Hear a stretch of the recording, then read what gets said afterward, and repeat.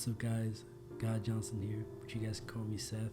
Today we're going to be looking at and discussing the life path number 6. Let's get into it. I'm excited. Let's do it.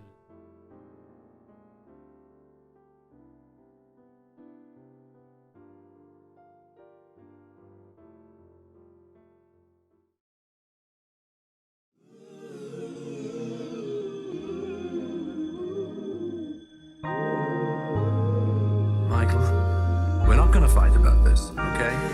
Paul, I think I told you. I'm a lover, not a fighter. Yeah, I've heard it all before, Michael. She told me that I'm her forever lover, you know, don't you remember? What is the scariest thing I've ever done? Fallen in love. What?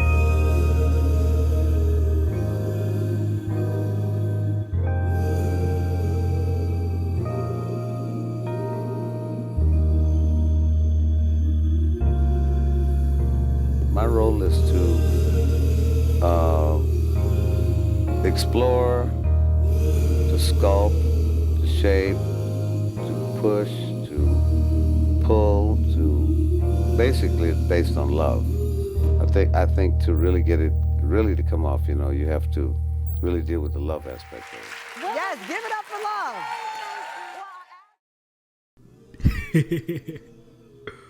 love. Okay. Life path number 6. Let me make sure, because I at least need one shot with some headroom, right? For thumbnail purposes, as you guys see. Boom. Okay. Whew. Life path number 6. I'm excited. I've been waiting a long time to talk about the life path number 6 because I love y'all. And I know this is often universal for the life path 6 is that people love y'all. Love is significant, but let's get into the facts, the stats before I talk too much about like personal opinions. But y'all are dope, man. 3, 6, and 9, and then we got the masters and stuff. But man, I just enjoy y'all. Y'all are dope. All right, so for life path number 6, you guys are called the lover. Okay. The alternative was the genius. And outside of that, so it's the lover, which we ended up going with. We had the genius, and then we have 3rd and 4th place and stuff like that. But we also had the nurturer, which I think I've seen people use before. So we bring a different approach to our channel. So I went with the lover. The reason I went with the lover is because I decided, okay, is it life path 6s are geniuses, right? Whether it's in music, like Michael Jackson, science, like, or math and, or was it physics, like Albert Einstein, genius.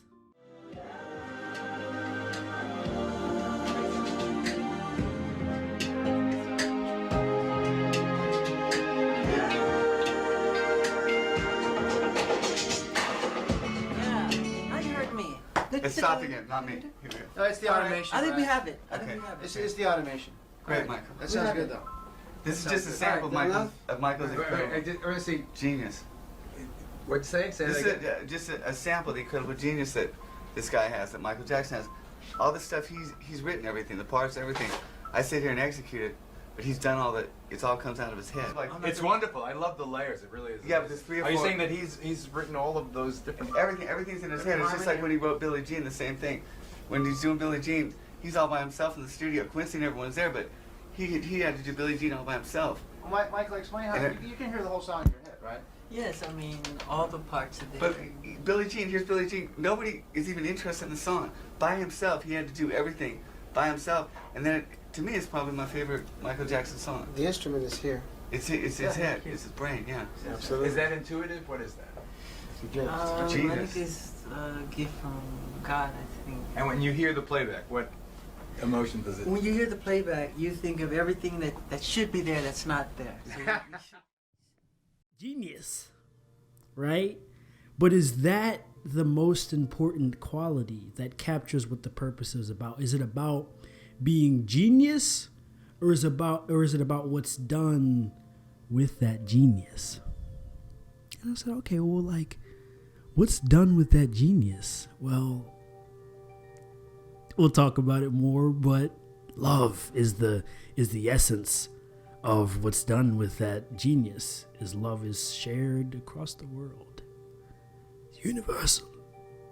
Universal is important. I should have wrote that down too, as a keyword, but I'm gonna rock with the keywords I got. Got my pen from the number 4 video and 5. I'm gonna write universal just for the heck of it. Right. Universal. That's a pretty good one. I like that one. That's pretty solid. All right. So without further ado, let's go ahead and get into it. We're gonna talk about life path number 6 through keywords. I tried to repackage it instead of it being traits that I'm listing that you can like attribute to yourself. You can attribute them. I tried to kind of, reshape them so it talks about your path, but however you want to rock with it. Let's go with it though. All right, so boom. The first keyword I put, I moved this up recently, but it's Venusian. Okay, so you guys are called the lover. You guys are also Venusian, associated with Venus. Okay, the planet of love and art and beauty and finance and finance to an extent, money, luxury more so, luxury for sure. But okay, I have some stories with that I'm excited, so I kind of want to touch on them now, but maybe I'll just wait. Okay, but yes, Venusian. A lot of you guys' path, first of all, gifts, qualities, all of that. Venus can sum it up in really like one word. Okay, like what is life path 6 about? Think of Venus. Everything you can attribute to the planet Venus would be the number 6, which lines up because in tarot, you guys are the Lover's card, which is the number 6, which is pretty cool. I don't know if we're going to be getting this British guy throughout the whole thing. Who knows? But you guys are Venusian. You guys are beautiful, loving, this and that. You guys experience a lot of these things that emphasize these qualities or require you to utilize some aspect of Venus in some way. In some way. It's required. Venus. But we have more keywords that we can dive into. But something I did want to mention, do I want to mention that now? If I don't mention it now, I have to ensure that I mention it later.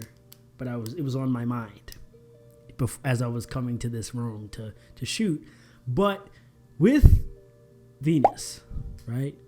Venus is called the morning star, right? It's one of the brightest stars up in our solar system, right? It's bright. It's like the sun, but it's not as close to us and not as bright visibly, but it's very bright. There's Sirius that's bright. There's a bunch of other ones, but Venus is the morning star. I think it's the brightest star in the morning, something like that. That would make sense. Very bright, very beautiful. But that name caught my attention. The name of like the morning star, because one of my favorite shows was Lucifer on Netflix. It might not. It's still on Netflix, but his name was Lucifer, morning star, and I was like, oh, isn't Venus called the morning star? Is Venus hell? Wait a minute. It's like it's a very bright, hot planet, which we know that could mean one of two things, like hot in terms of how you describe somebody physically, but it's also like physically hot in that amount of heat that's there, right? But I was like, okay, what's the connection between Venus and Lucifer, the devil, so to speak? And there's the whole story with Lucifer being the most beautiful angel and all of this stuff. He loved music and he had a brilliant voice and all of this stuff. And I think it was that he wanted to be as important as God or something like that. Got prideful. That is a real encounter for the number 6 path. I have a lot more keywords that I need to kind of go through before I want to, but we'll keep going. You guys are called the lover because you guys are here to deal with things like love, receiving love, giving love, this, and that. But like, let's take Michael Jackson, for example. Loved across the world, like everywhere. There could be a rock on this planet and 3 people under it, and they love Michael Jackson, right? With that love and with this path, you have a choice to be the angel, beautiful and doing God's work and all of this stuff. Or you could kind of lean and fall more into the flip side of Venus, where it's like it's luxury, but okay, now I'm using my gifts for getting luxury or money or having sex. I'm using this power and this attraction that I have to, instead of spread love and positivity and give this gift to show you have the gift and kind of nourish you, I'm using it to take. I need more. And I'm going to use my beautiful voice that you trust and feel comfort in to gain something from you or trick you or this and that. So that's the Venusian obstacle, so to speak. Okay, so our next keyword after Venusian, that was a lot just for one keyword, but that's fine. We've got devotion. The reason that life path number 6 is, first of all, we have a ton of amazing musicians and singers, still a musician, but artists and scientists and all of these things on life path number 6. But the reason you guys excel in these areas, first of all, Venus rules not just beauty and love and art and all of these things, it's also science, which not a lot of people realize in astrology. Science, right? And math. And Venus is a very feminine planet, but we don't often associate these fields with femininity. Yes, math and science, it's feminine. Yes, associated with Venus. That's why these Venusian life path number 6s excel in math or science. And this might not be all of it. Maybe it is all of it. I don't know. I don't know a lot of 6s. I've studied a bunch of them and met maybe, I don't know, it's kind of y'all some stragglers. I don't know. Maybe it's not time for me to meet them yet, but or maybe we just have different areas of the world we're supposed to cover. 3s are supposed to be over here doing this. 6 is supposed to be over there doing this. 9 is supposed to be over there doing this. And it's kind of just like that. Like Nikola Tesla said, 3, 6, and 9 are the key to the universe. So we got to kind of space y'all out so that y'all are handling different keys. Anyway, all right, so devotion. But you guys are devoted to something. Whether it's your craft, whether it's family, whether it's love, whether it's unity, you guys pick something and are devoted to it. Or if you haven't, it's part of your deal. You're supposed to be devoted to something. Because with your devotion, it doesn't... And there's a lot of advice. I should put this. About like devotion to one person and potentially the wrong one person. Because you guys experience that kind of devil dichotomy thing. I hope that's the right word. But this like devil kind of encounter thingy where you guys could maybe be devoted in terms of people. I mean, like partners that maybe, okay, that's the wrong partner to be devoted to. And you're wearing the rose-colored glasses and, you know, stuff like that. But, hey. So I'll put be aware of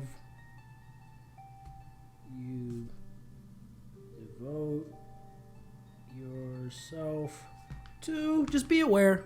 Okay. Devotion, yes. So devoted to a craft, devoted to a field, something. But you guys are very devoted to something, and it's important. So devote to something, but be aware of what you're devoting yourself to. And yeah. All right. Next keyword is love. Love is important for you all on your path as the lover. That could be romantic love, love for life, love for people, but you guys are like love warriors. You guys are supposed to, love is your pen. You're supposed to write with that pen and pass people the pen so they can write with it and yada, yada, yada. Love is your junk. Love is your bread and butter.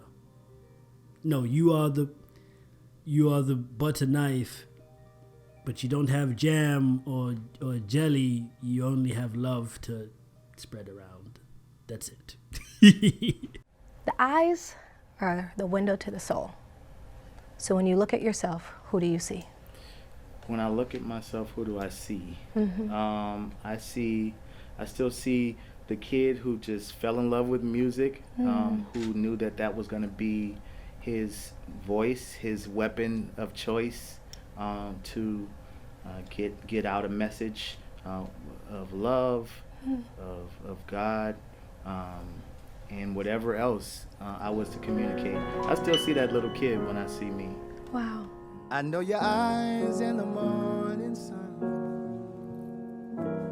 I feel you touch me in the pouring rain. And the moment that you wander far from me, I wanna feel you, my arms again.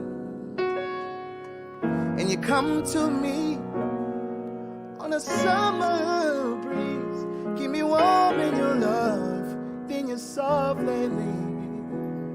And it's me you need to show how deep is your love. Is your love, how deep is your love? I really need to learn, 'cause we're living in a world of fools, breaking us down when they all should let us be. We belong to you and me. Or you should. That'll make your best sandwich if you use love to coat the sandwich. Okay. Your next keyword is care. Care is important. You guys are supposed to care about things in this life. The reason 6s get what they get in life, they're so talented and blessed and loved and admired. Should have put admiration on here. But the reason you guys get all of these things is because of these key words. You can be devoted to what you receive. You can love what you receive. You can care for what you receive. The people that are receive the most from the higher realms and God and all of this stuff are the people that you can trust with it. That's the only reason they receive these things, is because, okay, yeah, oh wait, it's safe there, so I'm a pass it there. I think it was, I don't know, I watched so many interviews, especially during the series. I don't know if it was Pharrell that said it. He's talked about this though. He said music is like, or ideas for music, it's like a library. You go in and the idea comes to you and it's kind of like you're checking it out. But if you don't use that idea within a certain time, it could be a certain time, it's in a like a universal pool. So you could see that, like, okay, you had this idea, I never did anything with it though. Then you see an idea just like the one you had because it's a part of a collective consciousness. 6s receive a lot from a specific tunnel. It could just be, we could call it Venus, since y'all do so well in music and it's crazy. But you guys receive from Venus because you guys are well equipped to nurture these ideas, which is another keyword I put somewhere. in a really long sentence on here. But yes, you guys can nurture that. You guys can love that and care for it. And that's why you guys are trusted with it. So love is a key word. Also on your path, relationships are important. You guys could go through struggles in relationships or have very joyous relationships, either one. But if you guys go through struggles in relationships, it's to overcome in some way and get back to your center, which is love. The center is always love. Yes, give it up for love. Well, I ask you, because I know that you've been open and you talked about before toxic relationships, and that also meant a love cycle sometimes that didn't fit the queen you are. Yes, exactly. And I will admit, for a long time, I was trying to make every boyfriend a spouse. That was my problem. Oh. And so because I wasn't getting the memo, I kept knocking my head. And then finally, I took some time for myself, enjoyed my singleness, and then I saw what I needed. Right. Not just what I wanted. What did you think you needed? I thought I needed the bad guy, you know, the thuggish, ruggish bone. Wait. So this obviously was a rebellion against being raised in a conservative setting. Yes, ma'am. That happens all the time. You want the opposite of what you've been around. Yes, ma'am. And I think, too, you know, when you grow and you mature and you tap in with God, he'll have you to redefine some things, because for a long time, I allowed culture to define what a good relationship is for me. What do you mean by that? You know, when we watch a lot of television, sometimes we are intrigued by what we see. And sometimes the dysfunction can be a thrill for us when we're young. And that was the part that was messing me up, because that's when I started becoming immune to what I was rehearsing. So it became a practice for me. But we have a steady diet of, you know, the bad boys are alluring, good guys finish last. And so then suddenly you find yourself sometimes attracted to the fire, not understanding you can get burned. Yes. And then there is some heat that will refine you, though. Absolutely. So it's getting into the right fire. Okay, well, which brings me to how you wrote about Jordan, your husband, in a very fiery way. Yes. You say, we first started dating. The deep, manly texture of his voice made me fall in love. Yes. I love Wait, it, there's more. This is the part. You said, I began looking forward to calling just to hear him say anything to me. Yes, ma'am. We need to hear this voice. Well, here's the deal. You don't know what's about to happen. Take a look. Oh, Lord. Hey, babe, I love you. I miss you. Congratulations on your book. You know I'm your #1 supporter, so you're doing big things. The #1 thing that I love about my wife is her voice. She can sing a house down. She can pray a house down. Whenever she speaks, it feels like the room is about to move. Whenever she speaks, I feel God's love in the room. I love my baby. Love that sweet voice. You keep speaking. You keep being a boss. Keep being independent, and I'm going to keep supporting you. So many things I can say. So little time. I love you.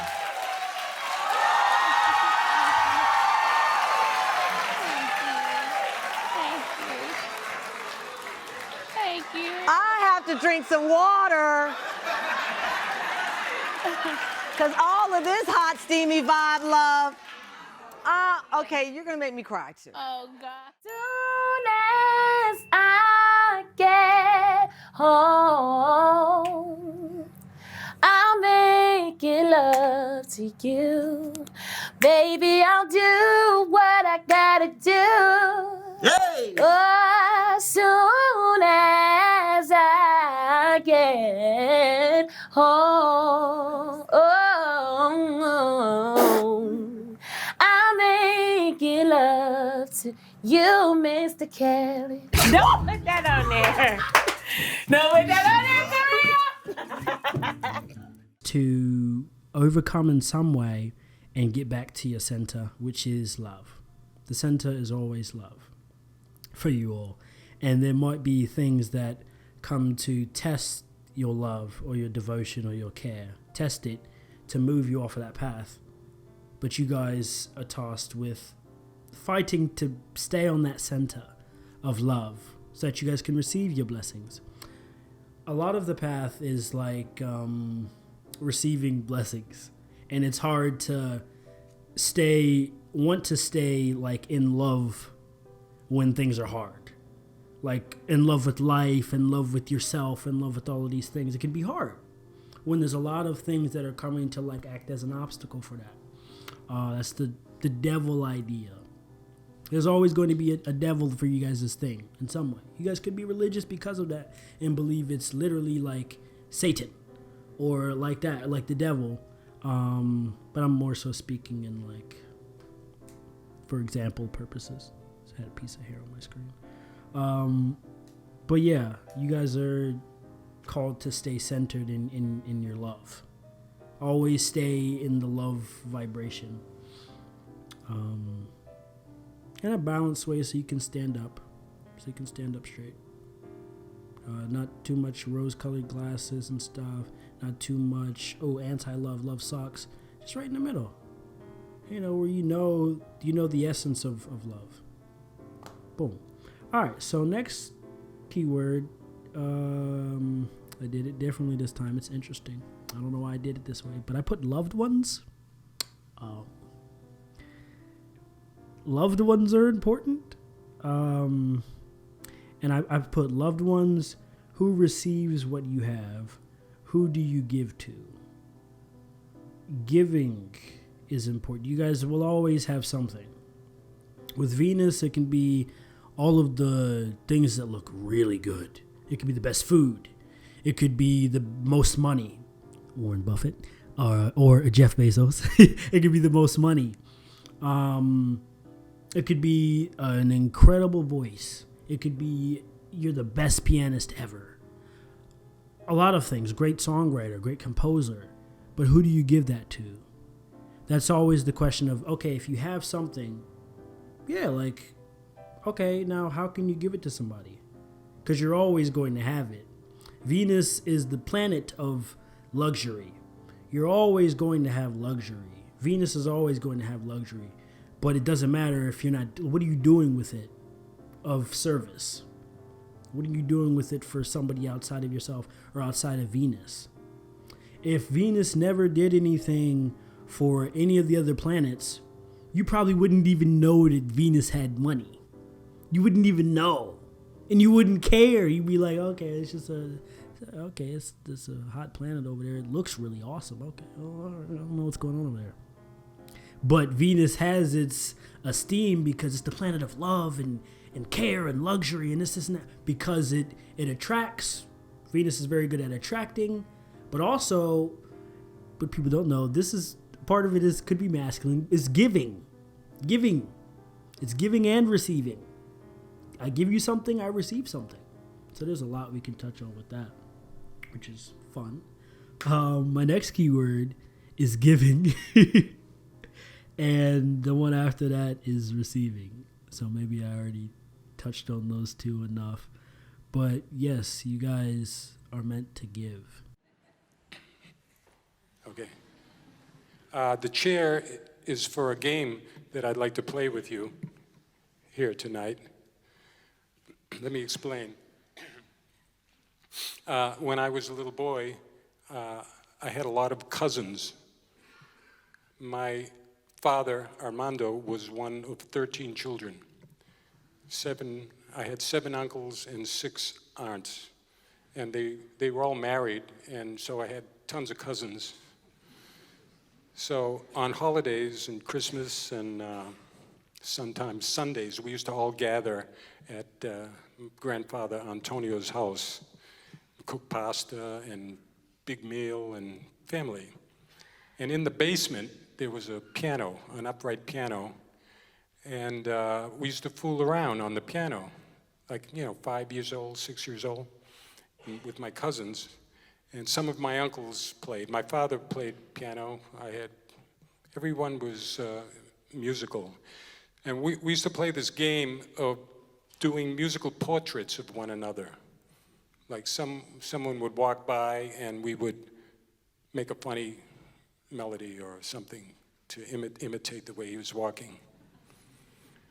But then I took this idea and really use it a lot musically by looking at someone or something or a physical thing or a conceptual thing and making a portrait of it, a musical portrait.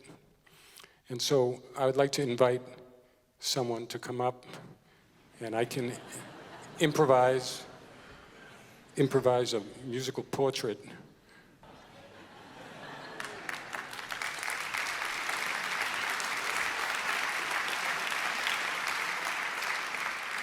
This is Vigdis.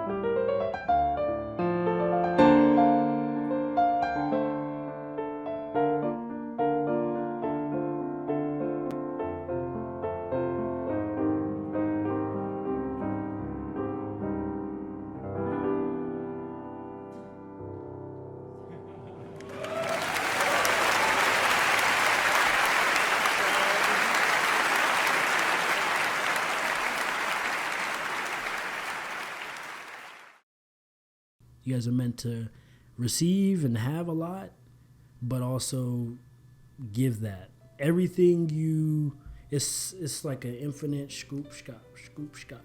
It's like you have this is what you got, and this is what you want, right? Your hands out for what you want. As soon as you get what you want, you gotta give something. The devil's always trying to trade. Let me not yell in the mic. But the devil's always trying to trade or barter with you. Make a deal. I'll give you what you want, but you give me something. Not to say that you guys are the devil, but it's that kind of system where you give and receive. It's both. If anybody listening to this is like really religious and like the word of the devil is like, whoa, oh no. And we can't just have like conversations around music, it kind of metaphorically. Welcome to the channel. Subscribe, like, and comment. Alright, so but that's awesome. That's dope. If you are if that's your deal, it's awesome that you're here. And watching a numerology video, that's like very expansive. That's fire. It's dope. Need that. But yeah, so giving. Another keyword is receiving. Like I said, receiving is important. I think I covered those two together though, because it's not just about giving and it's not just about receiving. It's about both of them in tandem together. You guys, is that the next keyword? Unity? I didn't put unity on here. I put it somewhere else. But Unity. An example of this is how you guys are supposed to unify giving and receiving. That's crucial to your process, is bringing things together. That's the reason for y'all's everything is like, okay, how can I bring things together? I don't want to be black. I don't want to be white. I just want to be a man today. I don't want to be a Christian, Muslim, gay, straight, or bi, see you later, bye. Not perceived by the things I believe, or the color of my skin, or the fact I'm attracted to her, maybe him, or the fact I'm a single mother living all alone, looking for a man in a home to call my own, but I already had one. The only man I'ma ever need is my son, my son, my son, my son.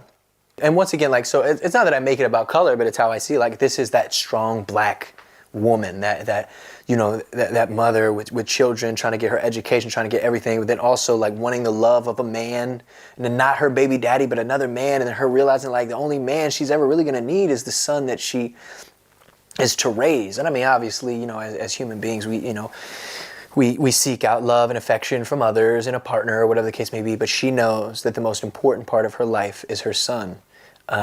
That she's going to raise to go out into the world and do the right thing. I created her story through different stories of strong black women in my life, which is pretty cool to think about. Say black is beautiful, be black and proud, be black and proud. Fuck everybody hating on me right now, I'm black and proud, I'm black and proud. I'm just as white as that Mona Lisa, I'm just as black as my cousin Keisha, I'm biracial, so bye Felicia. Amidst how like crazy this whole song is and how serious it is, I just love that line, like, I'm just as white as that Mona Lisa. Like, that bitch white as fuck. Like, it's hilarious. So it's like, I'm just as white as that Mona Lisa. I'm just as black as my cousin Keisha, who exists. I'm biracial, so bye Felicia. Like that, I don't know. I just feel like that brings a smile to your face when you hear it the first time. Praise black, Jesus now called a preacher. Maybe Jesus was black. Maybe Jesus had dreads. Spider-Man should be black. I vote for Glover instead. I vote for more and more and more and more and more and more and more and so much more. I just don't see Jesus being like hella pasty. Like, it just doesn't make sense when you think about like where he comes from and like all that stuff. I don't know. I just don't. Whatever. Like I don't know. Like this is where it's like, I'm not here to argue about religion. I'm not here to say what Jesus was or wasn't. It just comes down to the fact that like me saying black Jesus, it shouldn't make you be like it should be like, so what? Maybe Jesus was black. Like, you know how many black households I've been in? They got black Jesus. Like, this legit. There's Asian Jesus on people's walls. I've gone to their house. They got Asian Jesus. Like, I swear to God, like these things exist. You know what I mean? But I've just been so used to like seeing white Jesus everywhere, this or that. It's not about that. It's not about religion. Like, people be quick to be like, what do you mean? Jesus was... Why don't you shut the fuck up, man? Understand what I'm saying. This is about racism. This is about, like, depicting what is or should be or shouldn't be or this or that. And that's why I say, fuck it. Let Spider-Man be Puerto Rican, black, Asian, whatever. It doesn't matter, man. Like, it's about the song.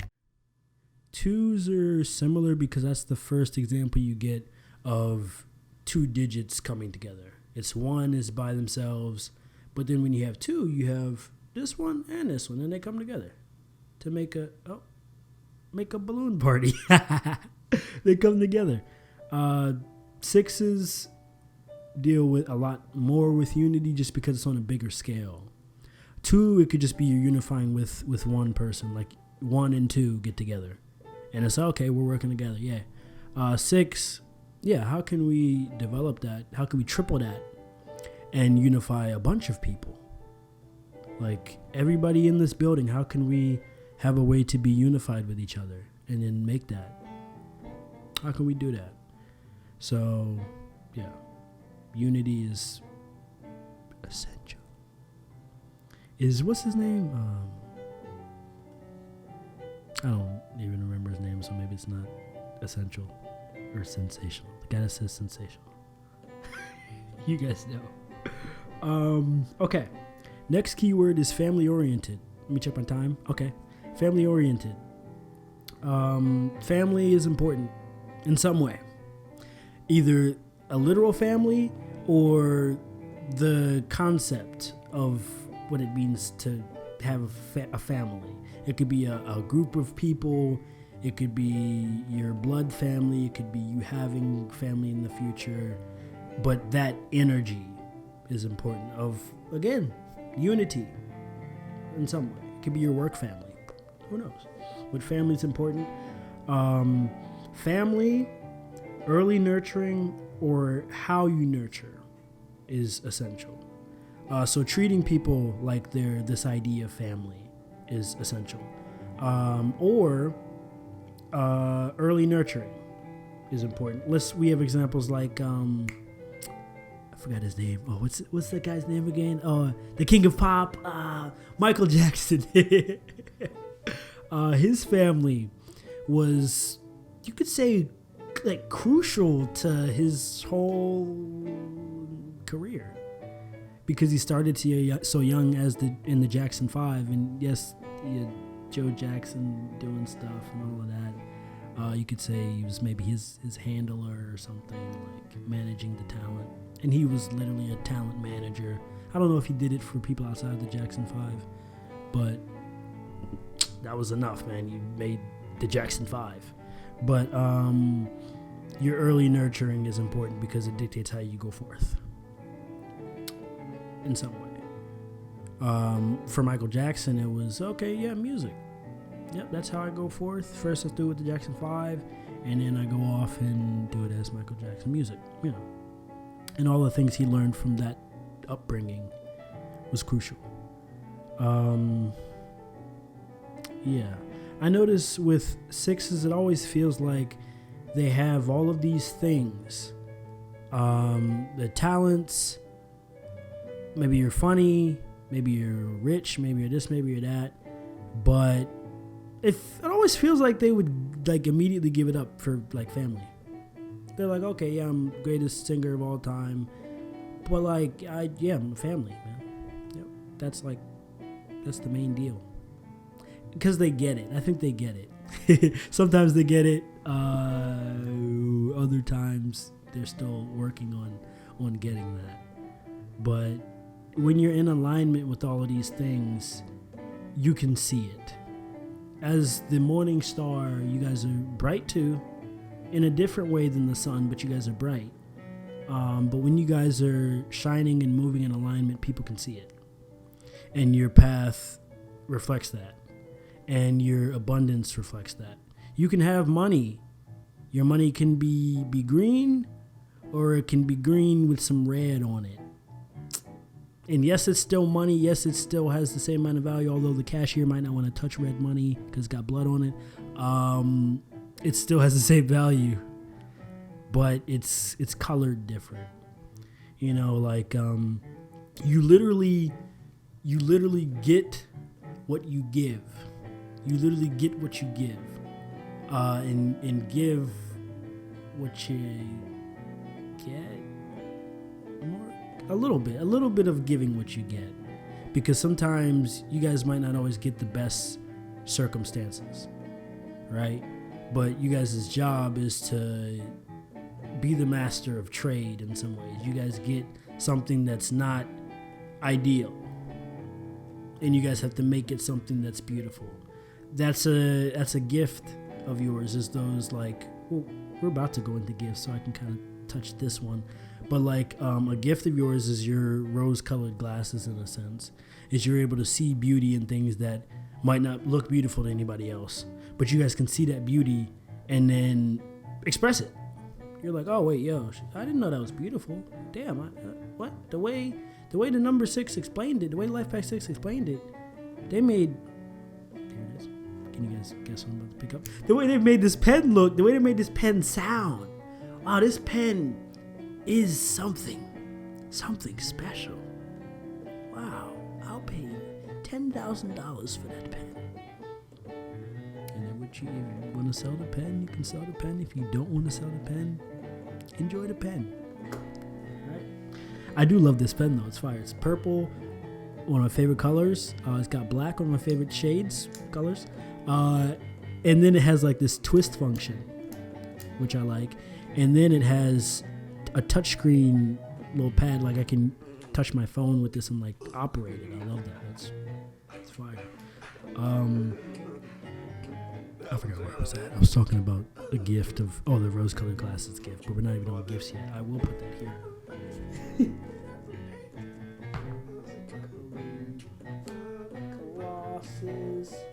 Okay, moving on.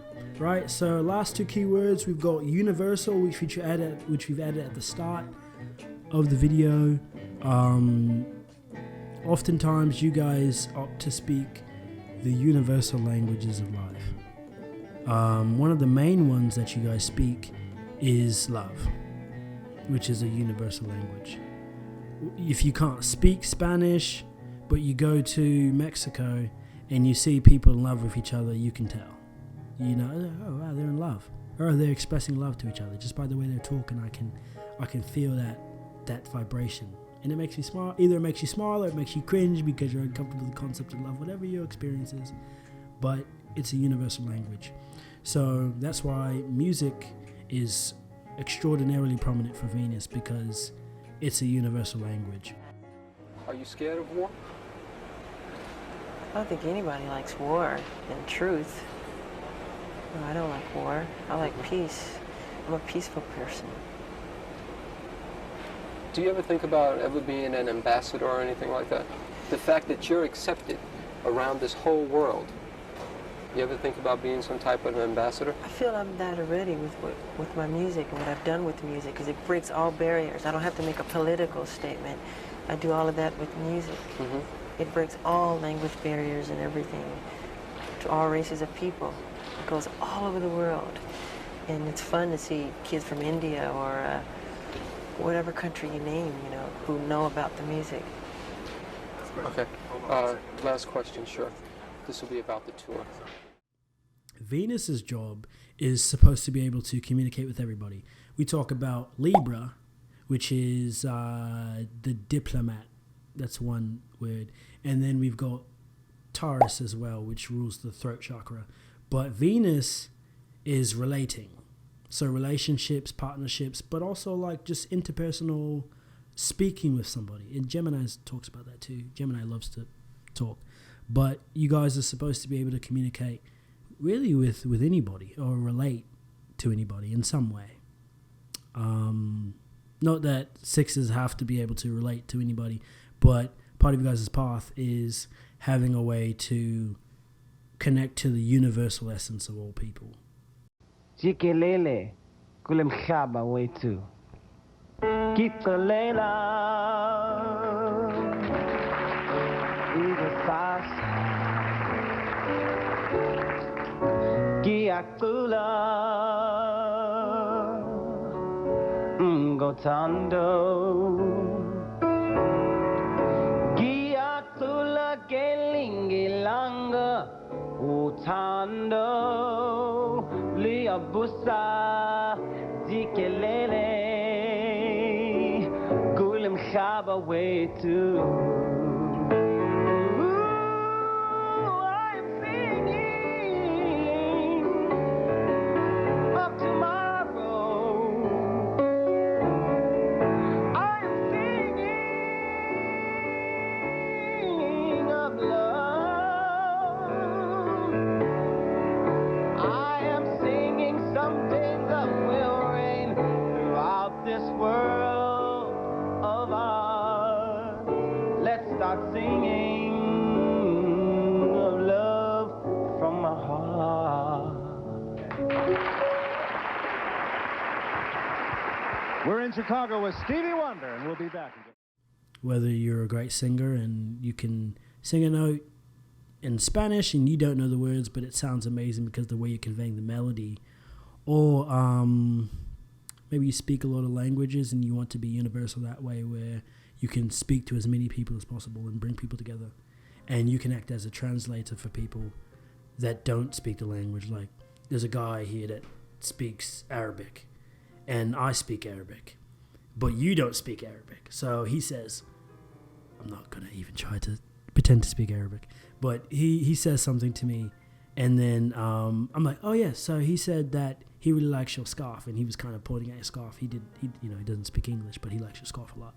And you're like, oh my God, that's so kind. Wow, I didn't know he liked my scarf. Yeah. Because of that, like, I act as like the person that can convey. Six's expression is important. Expression of like expression of a language everyone can understand is important for the six. which is music is the biggest example, but love is another one. Love and music. The guitar doesn't speak in words, so therefore everybody can understand it. Nice one. Last final keyword, or trait, whatever you guys want to call them, is unity. Police rode shotgun on the troubled city while city officials and black leaders tried to work out their differences. Tuesday afternoon and night were not without incident. Several fires were set, several crowds were dispersed, and several thousand persons held their breath. As night fell, dozens of people came to police headquarters to get friends and relatives out of jail. Negro entertainer James Brown flew into his hometown and went on television to tell black people to cool it. Brown toured the troubled area, asking for calm. Many blacks say they listened to him and would not have listened to anyone else. What advice does James Brown have for people who participated in last night's events? Well, I can't really put them out there and give no definite advice. My advice got to be to the administration as well as the one who participated. We've got to respect each other, and we've got to sit down and talk about it. We're all human beings. I can't tell you to walk away from something that you believe in, and I can't tell them to walk away, but I can say we can all walk to the bargaining table and sit down and be men and human beings and find something find a medium of reasoning where we can understand each other, because I think it's so important right now. I'm sure it's important, because anytime a few buildings or little properties is bad, but it's not when it started losing lives in another world. You're going into combat, and we don't need combat here. We just don't nobody want that here. Everybody here is looking for the best out of it, and we're gonna get the worst out of it. Look, we got to stop it right away. After talking to us, Brown left town and Augusta blacks did cool it. Maybe Brown did do it. Maybe armed National Guardsmen did it. Or perhaps there was just nothing else they wanted to burn. It may be over, but several facts remain. 6 men are dead, 51 businesses have been burned, and the usual bustling city of Augusta has been shut down for a night. Jim Whipke, WSB News, Augusta. Unity. I should have done that when I said the name was the Lovers, but that's fine. All right, so unity. Unifying in some way. Unifying people is really the biggest one. Unifying people. That feeling, the feeling of union, of being like at one with something, whether it's a person, whether it's a space, that feeling and realization of, okay, we are one. There's no separation. There's nothing cutting between us. There's no war against us. We're one. And when we're one, we're like at peace. It's beautiful. It's beautiful. So unity is important. How you'll encounter that on your path could be in a lot of different ways. It could be you experience the twin flame experience, which we haven't really talked about too much on this channel, but I might. But 6 is the twin flame experience, because the Lovers card is you guys' card, because it's the 6 card. I don't always go by, okay, if it's a 6 in tarot, that means it goes with life path. But if the vibration matches, then I'll talk about it. But experiencing a twin flame relationship and what comes with that, and how to take 2 people that have different physical lives, but the internal is in resonance. You're same souls, but the physical experience is different. How can we bring these people together to realize that, oh yes, in the physical realm, we're one. I can feel that we're one, but we have physical differences. How can we move past those to be in union? Which the trick is, that's everybody's experience. We all have something in common. Like, there's somebody in this other room here, and I don't know her at all, but we have something in common, some point of union. And you could say it's the soul and spirit. That's really what I'm pointing to, is the soul and spirit, or even the fact that we're having this human experience together. We have this in common. So we can always have something to relate on. It's like, yo, wait a minute, like, we're all here experiencing life. It could be a whole different experience. You might be a lawyer, I'm a musician. It's different. But we're here living life. And we have life that's emanating from our being. We have this in common. We have that same life in common. So, unity. Recognizing unity and trying to expound on it is essential to the life path number 6. Okay. Oh, I went on to another random tab. Let's see. How do I get back to where I was at? Okay, there we go. All right. Now let's get into life path number 6's gifts. Okay. First one is love. That's a heck of a gift. It could be the people love you, right? For whatever reason. People just love you when they think of you or see you or this and, oh my God, I love that. Oh, that's so good. Oh, yeah, yeah. People just admire you. You could be really nice.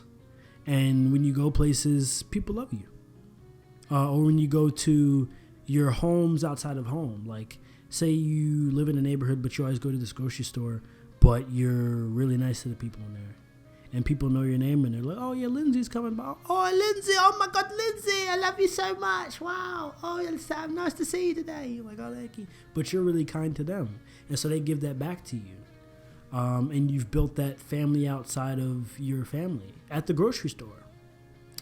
So people love you because of that love. That could be the feeling of love, like you guys feel love for a lot of different things, and that's a gift because then you can share that. And it's like internal happiness. Like if you feel love deeply and for a lot of things, you've achieved one of those essential states, and it's like internal. You feel love all the time. That's what like Buddha was trying to do, like feel bliss all the time. So you've achieved one of the Buddhist principles. And you feel that all the time. And there's always that other side of like, oh, I feel love all the time, but I get hurt because I feel love.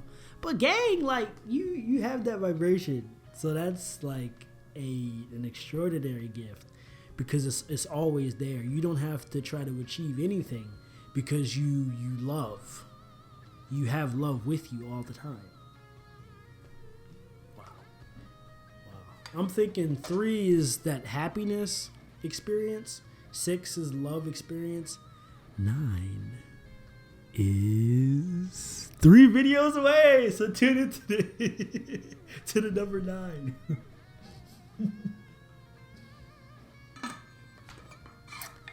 Yes.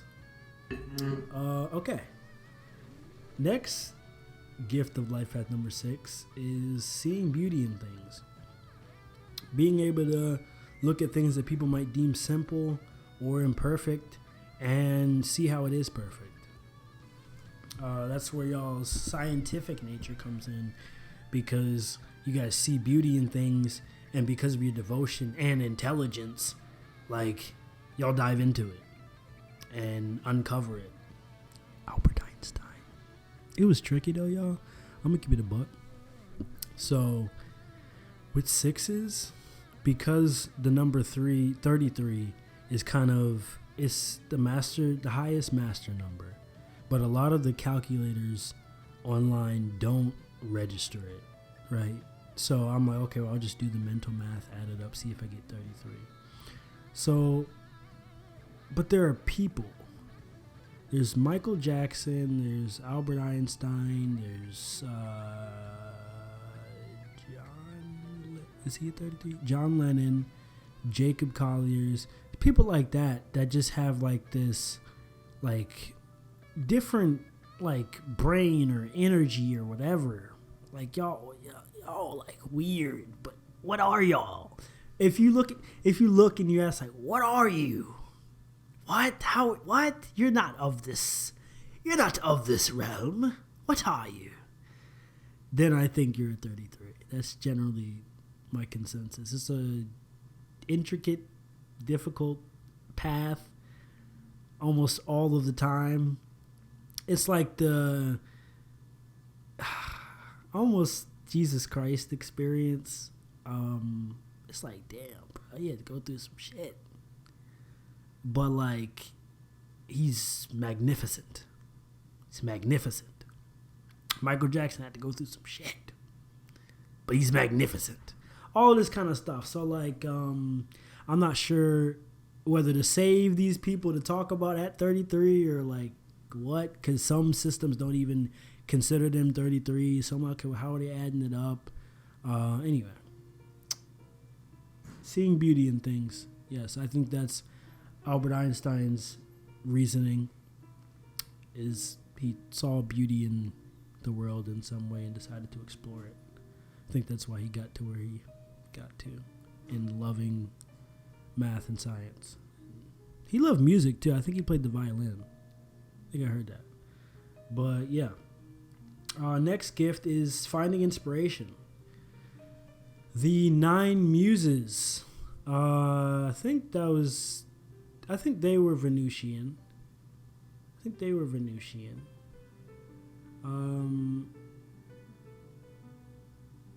I think. But that's a different story. But yes, you guys have a gift for finding inspiration and being inspired by things, because it's probably because of your love of things. Stevie Wonder talked about it with his personal process. He was like, anything can inspire me. I could be walking and the way my feet hit the ground, the beat's nice. Whatever. Put that clip up. And how does a song come to you? Do you have to sit down to write it and intend to write it, or can it come to you suddenly when you're not expecting it? It's all a matter of inspiration. In other words, I guess the day, whatever happens to me within a particular day, encourages me to write. Or a certain person or certain people that I meet or wherever I go. You know, I might write a song after leaving here. Depends on how it turns out. Will you let us know? And if it turns out nicely, I'll... I'm not going to give you a percentage of it, though. Hey, now. Welcome back. I'm not going to say welcome back after every clip because I'm going to just drop them jokes in here. I ain't going to lie. But, yeah, so finding inspiration, how you find it. You find it in miraculous ways. It doesn't matter how you found it, but it's that perspective, that love perspective that you guys have. The rose-colored glasses. They're nice glasses, yeah. All right, so our next gift is Venusian talents.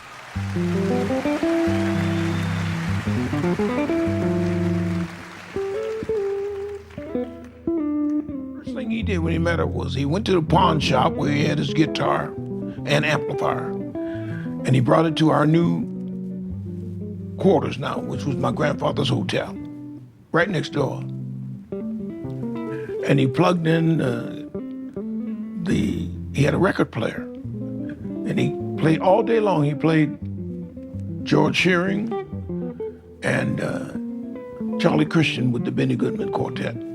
But that amplifier, with the wire going across the room from his guitar, every time he hit the guitar, the sound would come out over there.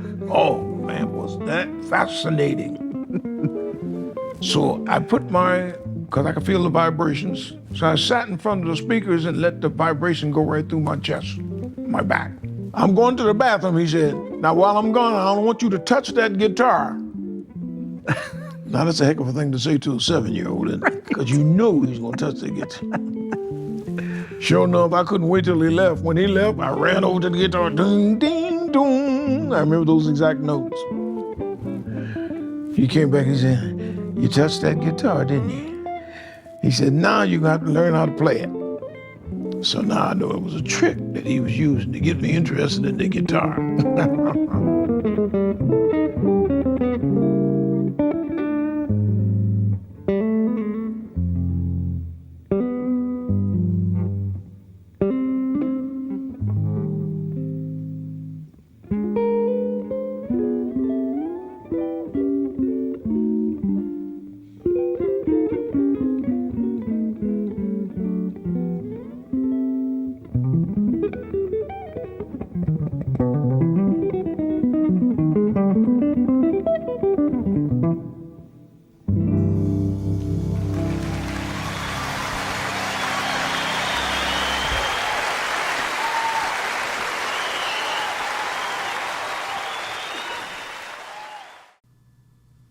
I gotta do it, man.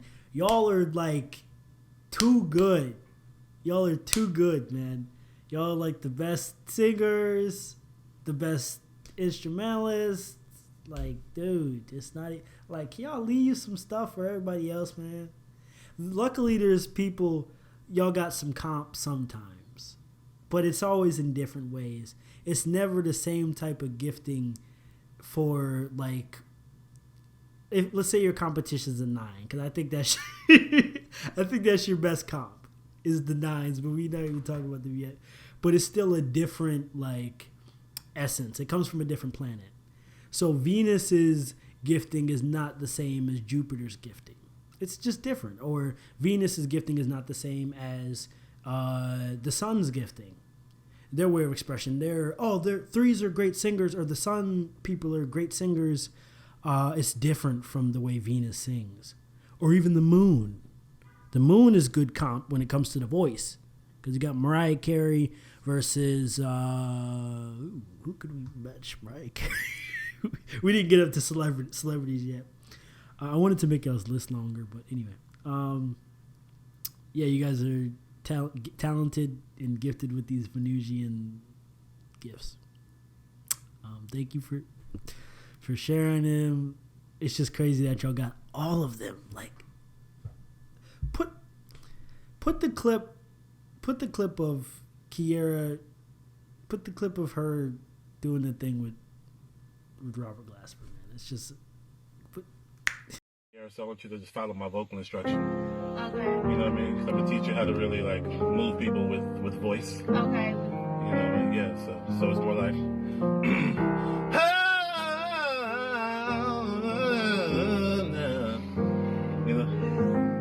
know what I mean? So it's like we're just feel it. You want me to really sing? Yeah, just feel it.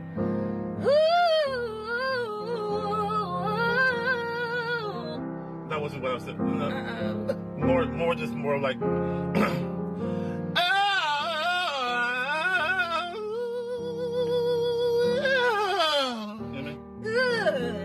Something like that. Look. You can do it. I'm just hard.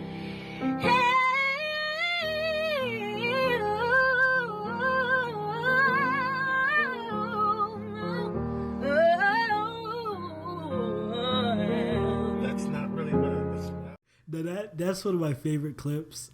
I wasn't sure whether to use that for the 8 video or this one, but I'm like, man, just so good. Just so good, man. But I love y'all for like doing that, man. Like sharing that, just being that, man. It's just so dope. It's really impressive and it's inspiring. It's inspiring to a lot of people, me included. That's why I love Sixes so much, because I look at y'all for inspiration. Study y'all. I'm like, damn, people doing what the fuck? What the fuck? You need people like that are like doing things at the highest possible level. Because your goal might not even be to be Michael Jackson. Because you just know, okay, I'm not going to be Michael Jackson. There's only one Michael Jackson ever. But like, to be able to look up there and say, okay, I don't want to be Michael Jackson, right? That's King of, I mean, that's like, that took lifetimes of develop something, whatever the fuck it took. But I could learn the moonwalk. Or I could sing like Michael Jackson. You can get a piece. It might not be the whole thing. You might not be the dancer, singer, songwriter, producer, perfect pitch, all that image, all of that. But you can aspire and get a couple of the pieces, and that's all you need. And now that essence carries on. Yes. Next gift is, you guys have a gift for science, math, either science, math, or music. What's up, everybody? My name is Jacob Collier, and I'm a musician, and I'm here to answer some of your questions from the internet. This is instrument support.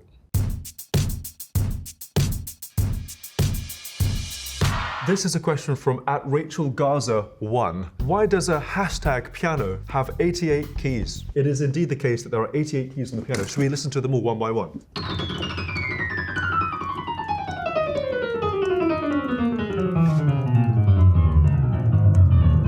And over the last few hundred years, composers have sought an increasing amount of range to work with in their composition. So this note here, the C8, this is 4,186 hertz, which is actually a very high note. And this note here, which is A0, is 27.5 hertz, which is a very low note. Human beings can hear from about 20 hertz to about 16,000 hertz, which is a great deal of range. So the piano covers like a hefty amount of that. So yeah, 88 keys and much discovery to be found. Why do minor chords sound sad? I would probably say that I think the reason why minor chords potentially sound sad is that a minor chord is actually an exact reflection of the relationships of a major chord. So a major chord it sounds like this. This is E major, one of my good friends. And that is E minor, another one of my good friends. Major chords exist in physics, they exist in nature. For example, there's a harmonic series in your mouth. If you go,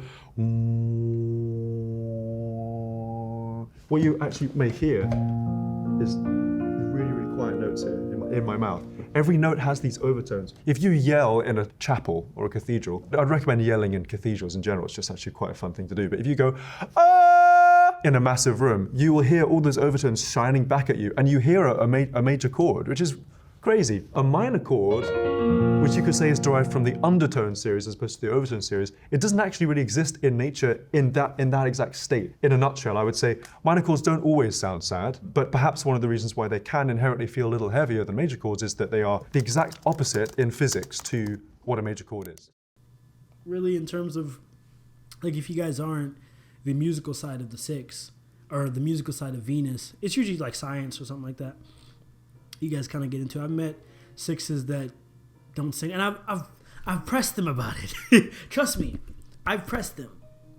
I was like, okay, so you're life path number 6. Like, yeah, life path number 6. Okay, you're life path number 6. Can you sing? They're like, no, I can't sing. No, not at all. I want to be a lawyer. I'm like, okay, all right. Have you tried singing? Like, damn. Like, I mean. At least try it. Like, at least let me hear something and know, okay, well, damn, all right, maybe she, all right. Can't sing. All right, it's fine. I just feel like I don't know. Maybe all y'all don't have the singing, but science is cool, too. I've met sixes that love science. Memorizing the periodic table, and I just don't feel like doing that, you know? Like, it might not even be that crazy, that hard to do, memorizing it and knowing what all of the properties do. But that's what sixes do. They love something and they dive into it. That's why y'all are dope. That's why y'all are genius.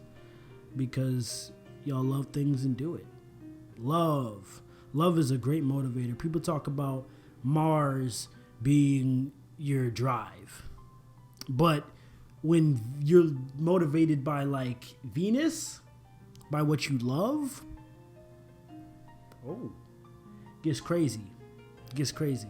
Just as crazy as it can, like, through Mars. Like, Mars, you're like, what really motivates Mars, actually? Like, if they feel motivation, but, like, it could just be, like, to conquer or, like, win, that type of motivation, versus, like, oh, I love this, so I want to go get it. But, yeah. All right, so, boom. Last and final gift, rose-colored glasses. The way you guys see things. People talk about the rose-colored glasses as being a bad thing, and anything is bad without balance, right, and harmony. But that's a gift, to be able to see things the way you do and love things the way you do. It's a gift. What's our time? Okay, moving on. Hey, all right. So life path number 6 is purpose. Number 1, to give and receive what you love. So you give what you love. If you love music, you give it. If you love science, you share it. And you receive it back. You receive more of that. Because it's literally just about love.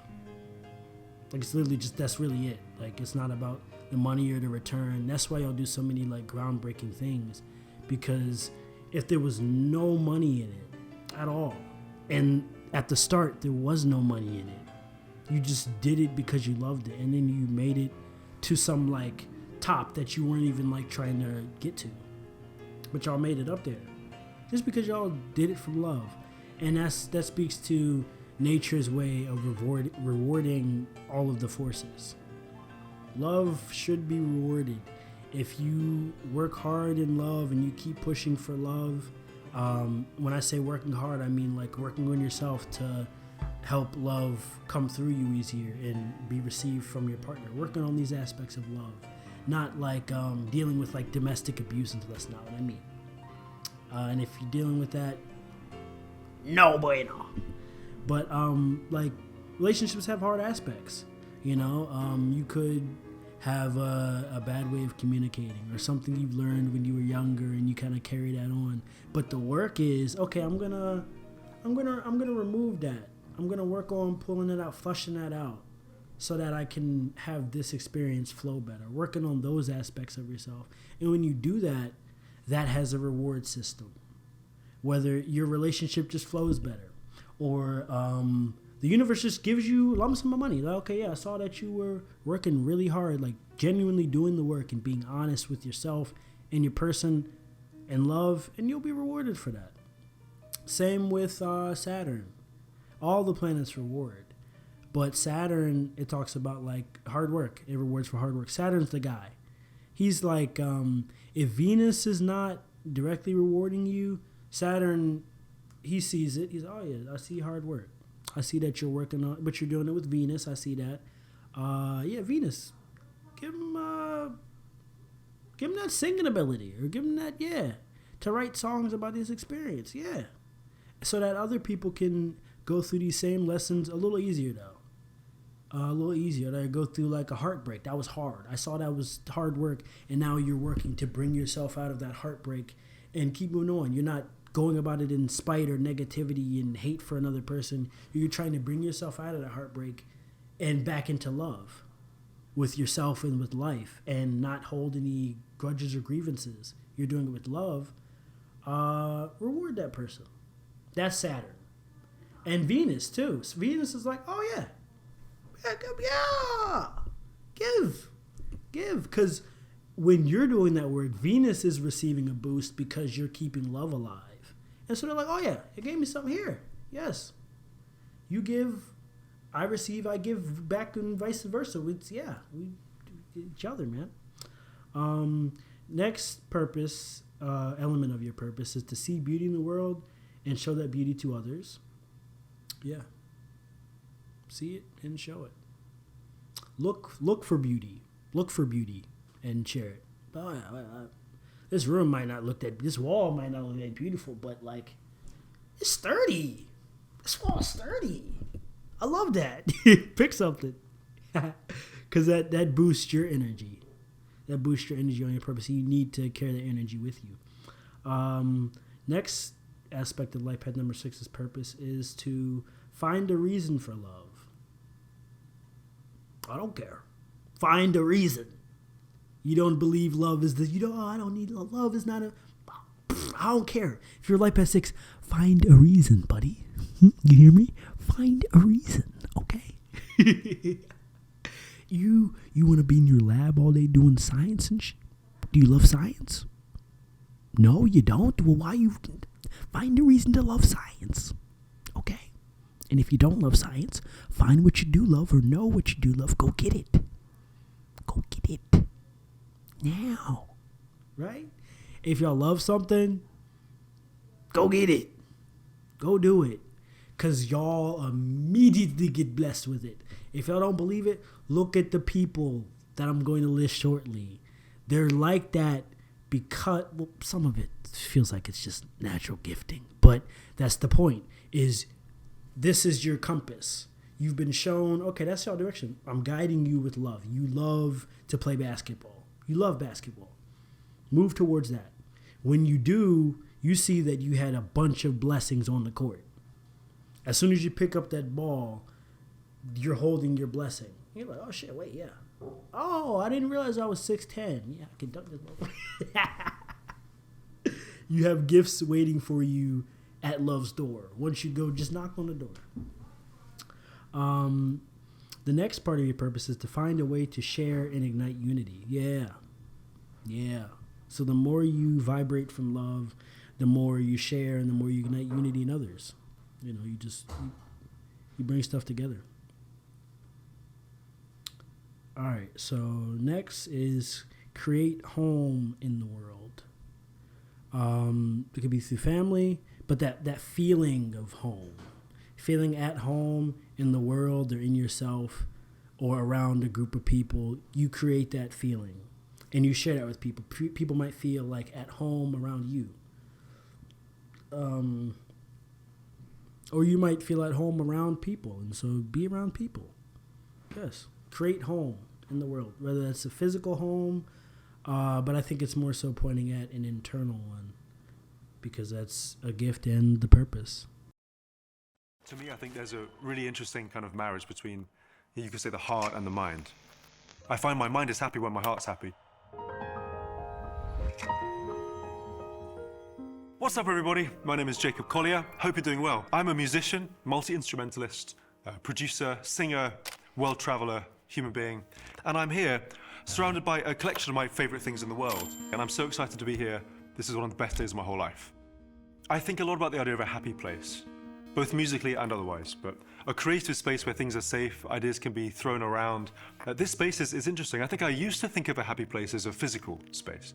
Nowadays, I think of a happy place is more of a place almost internally rather than externally. You can build a happy place internally wherever you are.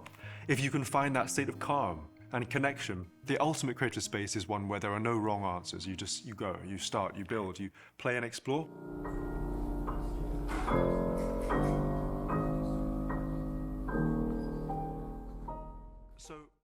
Because you might not know what a physical home looks like, but you'll know what one feels like. You know what it feels like. All right, so next is heal and unify. It's pretty self-explanatory. Heal and unify. You guys are healers, because love is one of the most healing anythings ever. It helps ease a lot of pain. It's like love. Even if you're sad, you listen to some love songs, and that's healing. Which gets into life path number 6's career paths. I'm gonna put this. Actually, I want to take a sip of water now. I can't use it as a stand.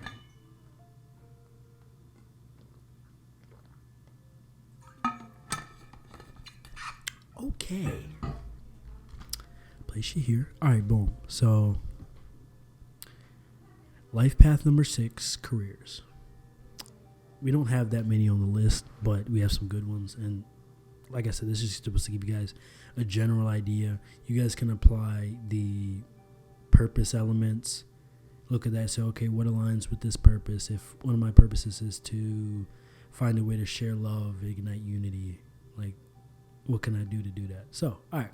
Our first career path is obviously musician. Y'all have all the musicians. It's unfair. Not all of them. Everybody has some great people. But y'all got Michael Jackson, Rod Temperton, and Quincy Jones on one team. If we had to go against teams, like if 3s versus 6s, you pick 3 3s, they pick 3 6s. Their 3 is Michael Jackson, Rod Temperton, and Quincy Jones. And my 3 is, I don't know, I gotta look at my roster. I should do that. Who has the best in each field? Yes, musician. You guys, composers. Scientist. It's a good one. Doctor. Nanny. Those 2 I put just for you guys' caring nature. Like, it's not about simply, oh yes, you guys are like great musicians and great geniuses. It's about the love. If you guys haven't already caught that already, it's about the love. Let me keep my distance. Be right here. My teacher in audio production, she was like, you gotta be this far away. And she was like, you also have a nice voice. I was like, oh, that's kind. Thank you. But yeah, so doctor or nanny, people that care for others. Doctors, it was a lot of science in college and outside of, the whole job is science. I hope you guys are utilizing science to do your jobs. I hope so, and not AI. You cheating on them exams in college, huh? All right, so doctor is good because it combines those 2 of having knowledge. You love science and you love helping people. So being a doctor is great. Or just a scientist that does stuff with medicine. Nanny too, because just caring for people. And helping families is big. Music therapist, obviously. If you're a musician, I think you're going to do that anyway. Michael Jackson's not a music therapist, but his music acts as therapy for people. So I guess he is a music therapist. Give him a degree for that. Jacob Collier, too. Fire. Oh, my God, fire. But his music acts as therapy. His crowd control. I experienced that in person at a concert. So cool. But like he'll use the crowd of thousands of people as a real choir, and they come together and sing. It's unifying and it's therapeutic, musical, and beautiful. Check it out. That man's different. Jacob Collier. And Bobby McFerrin, did he do something similar to that? I'm sure he did. But yeah, Jacob Collier made it look pretty cool. All right, and then translator, as I mentioned earlier, learning a language to unify. You guys could speak multiple languages and be able to connect with people of different backgrounds, which is beautiful. It's beautiful, and you guys get to see the beauty in cultures, because like if somebody doesn't, speak the same language as you, the way you see them is different. Like if somebody doesn't speak English, but I do, I'm like, okay, it's hard to see somebody for who they really are if you can't speak their language. You might see them as unintelligent just because they don't speak English well, but they could be the smartest person ever. Just because they don't know your language doesn't mean they aren't intelligent in theirs and intelligent in general, because language is like one element and intelligence is like a different one. But expression of it is important. If you can't express your intelligence, how are people to know you are intelligent? It's tough. So you guys learn languages. You guys learn languages to understand people and be like, yeah, I know everybody has something. And probably more than I do. Let me learn their language so I can understand. And then unify. Relationship counselor is another one. It's a big one. Because you guys learn a lot about relationships on your path in this life as the lover. You guys learn about relationships. You guys learn about the opposite of you and the side that's similar to you. You guys learn about opposition. So one way you can do that is in relationships. And then you guys can act as a counselor and give advice on that and help other people unify their relationships. I put Airbnb host just because that's like homemaking. Cancer stuff, like it's like Venus and the moon for you guys, because it's the caring nature, but also making things beautiful. So I put Airbnb because putting that time into building comfortable homes for people, or buying and then arranging comfortable homes for people. And you'd be like, yeah, I'll make people's experience comfortable. And I'll give them a home. Homes are important. And they say home is where the heart is, but home is important. Like Jacob Collier, he did a whole album called In My Room because he made his first 3 albums are like all of them. He still lives at his mom's house, but in one room. His music room, the room that he grew up in. He's like, yeah, I first came in this room when I was just learning to walk, and I would walk around and just like touch the instruments and yada yada. But like that physical home was crucial for his development, and like it's a part of his identity. So homes are big for 6-2. Played it. Jacob Collier in the room. Bing, it's on the board. Jacob doesn't have a Hollywood mansion. When he's not touring the globe, he lives a very down-to-earth existence. I think I'm getting warm. He's still producing music out of a small room in the family home where he lives with his mum.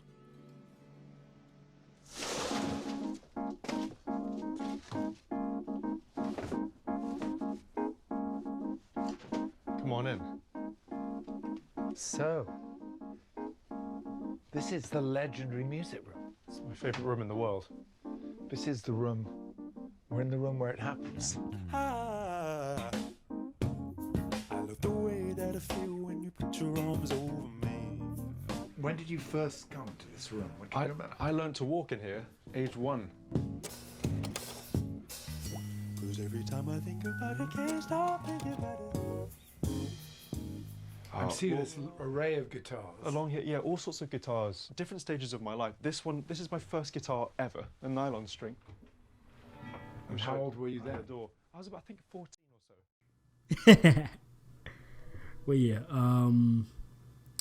Then I put nurse and veterinarian. Taking care of animals, so cool. It looks like just pure like joy and love.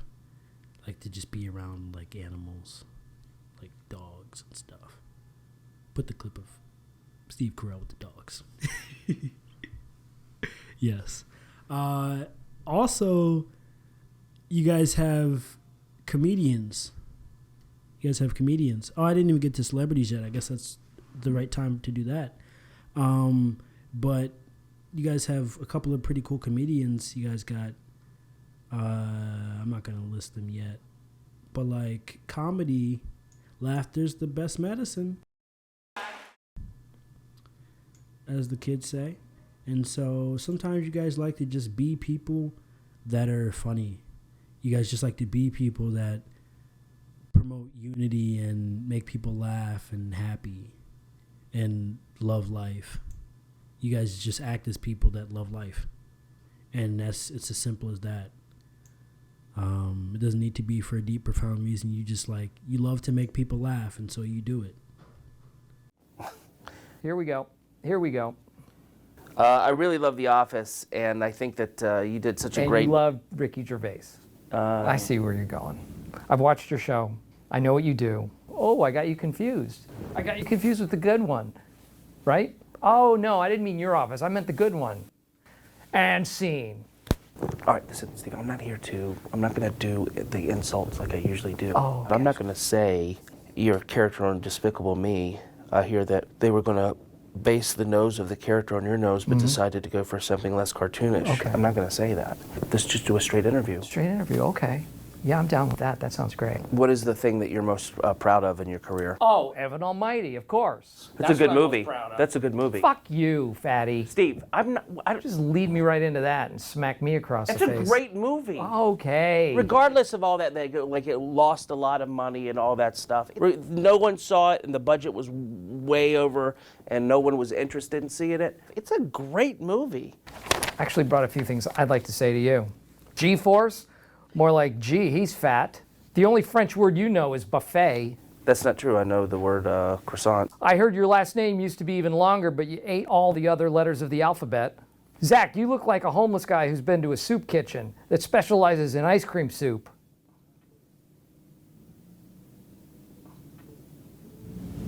What are you doing? I don't know if we should air this one. I'm sorry. I'm sorry. To be honest with you, I do struggle with the weight thing. Okay, It's tough in Hollywood. They either want you to stay overweight or they want you to lose a bunch of weight. You're right. You're right. Now that I've got a little bit of a career going, the Jews want me to stay in my weight, but it might be unhealthy. Well, I just I don't know, man. You just seem so lucky.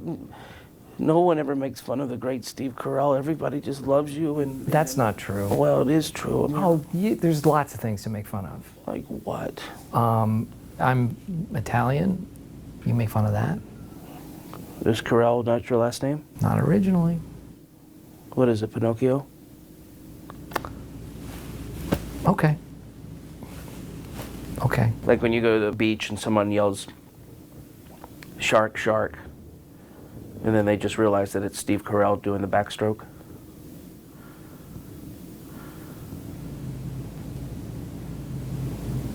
When you go to the beach and you swim out past the buoys, do people think that there's an island there? I'm not that fat, man. You are. No, I'm not that fat. You're pretty fat. If you were to do like my percentage of body fat versus your percentage of how much your nose weighs, I guarantee that your nose per capita weighs more than what I would. All right, fuck you, fatso. Point is I'm not that fat, okay? Okay. I'm not that fat.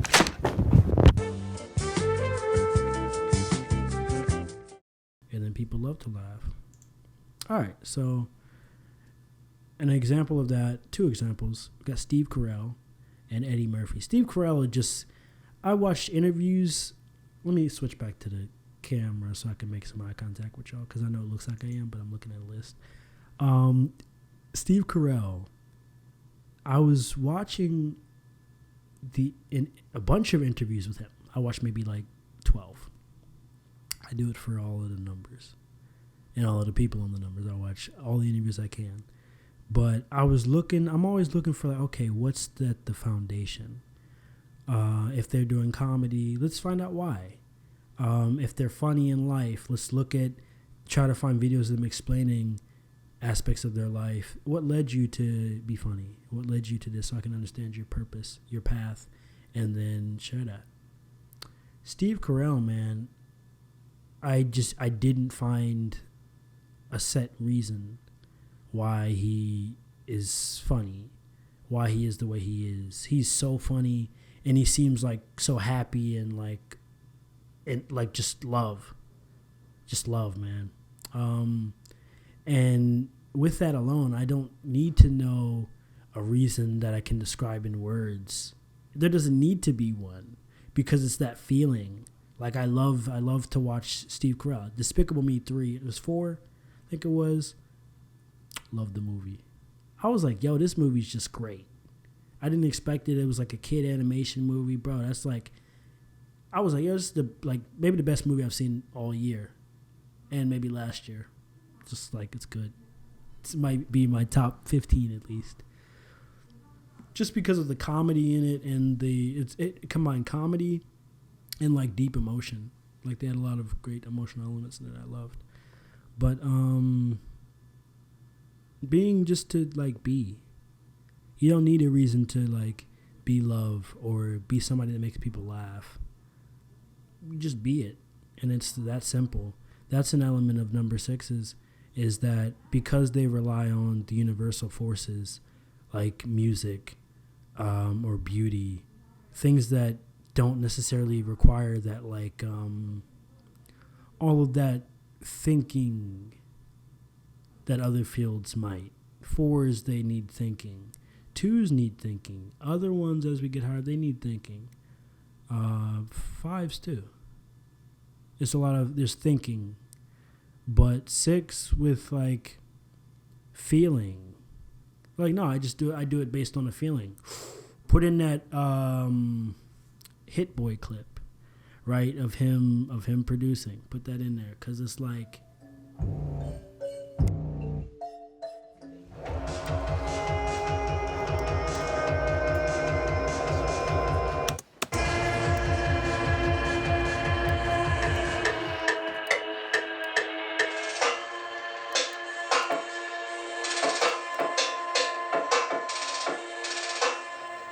I'm just letting this shit lead the way. I don't know what I'm...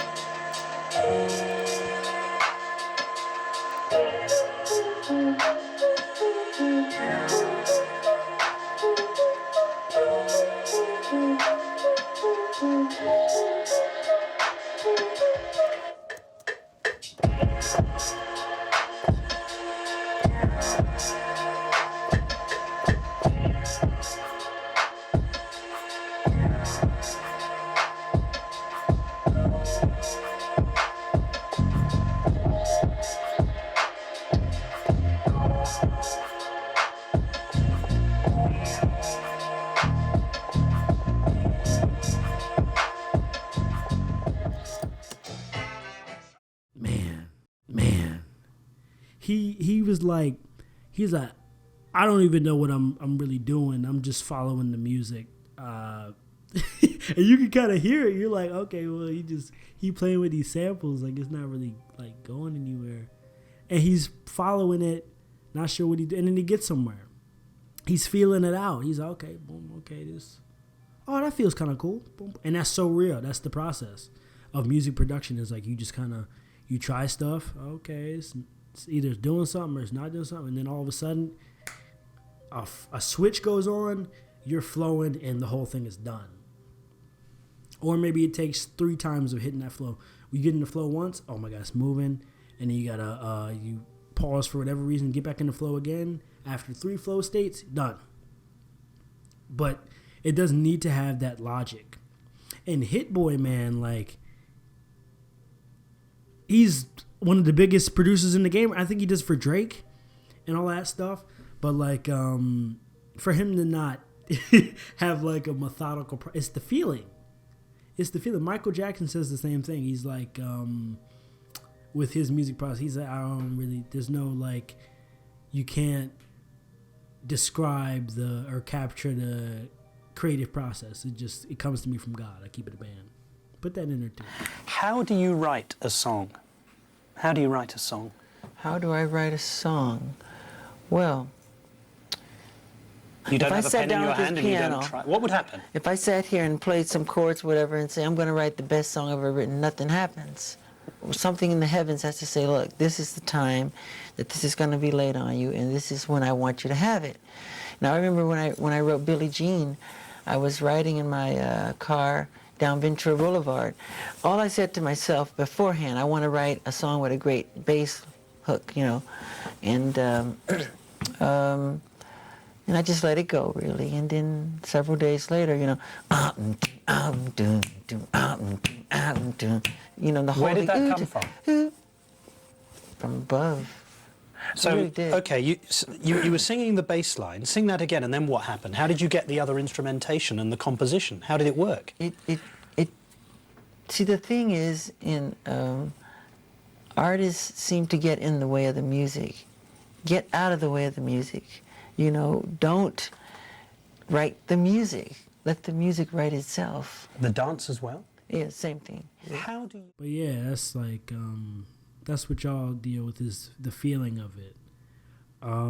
Feelings do need to be understood and explained sometimes and all that stuff. But other times, like, you just, like, you feel it and rock with it. If you feel love, you don't need to necessarily know why. Just feel it and enjoy it. If you feel happy, oh, why do we need to break that down and decipher it? Just be happy. You feel free, feel free. That's it. See me, I look into it and let's process it, understand it, what's happening, why is that happening, yada. Especially for this job, as a numerologist and astrologer, is like, I have to look at these things, look at these people, and okay, explain it. Explain it. Right? So, and when we come to like just deep feelings, that's just what it is.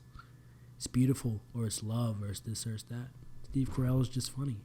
And he's just like a laughing, happy person, loving person. At least what we see. But that's all I need. I'm cool with that. That's beautiful. And it's serving its purpose. Thank you, Steve Carell. W Steve in the chat. We got 2 pretty cool Steves on here, which we're going to talk about now. And life path number 6, the lovers' celebrities. All right. And then after this, we got advice, and it's a wrap. We're going to kind of speed through these names and at a decent pace. All right. So first life path number 6 we have is Michael Jackson. Now, Michael Jackson, Stevie Wonder, Quincy Jones, James Brown, Rod Temperton, Eddie Murphy, Cardi B, Art Tatum, Art Tatum, by the way, because I know not everybody's a jazz musician in here like me, but Art Tatum is the greatest. Well, there's arguments between him and Oscar Peterson and stuff, but he's the greatest pianist, or at least jazz, we'll say, since there's classical people. But like, everybody aspired to play like him.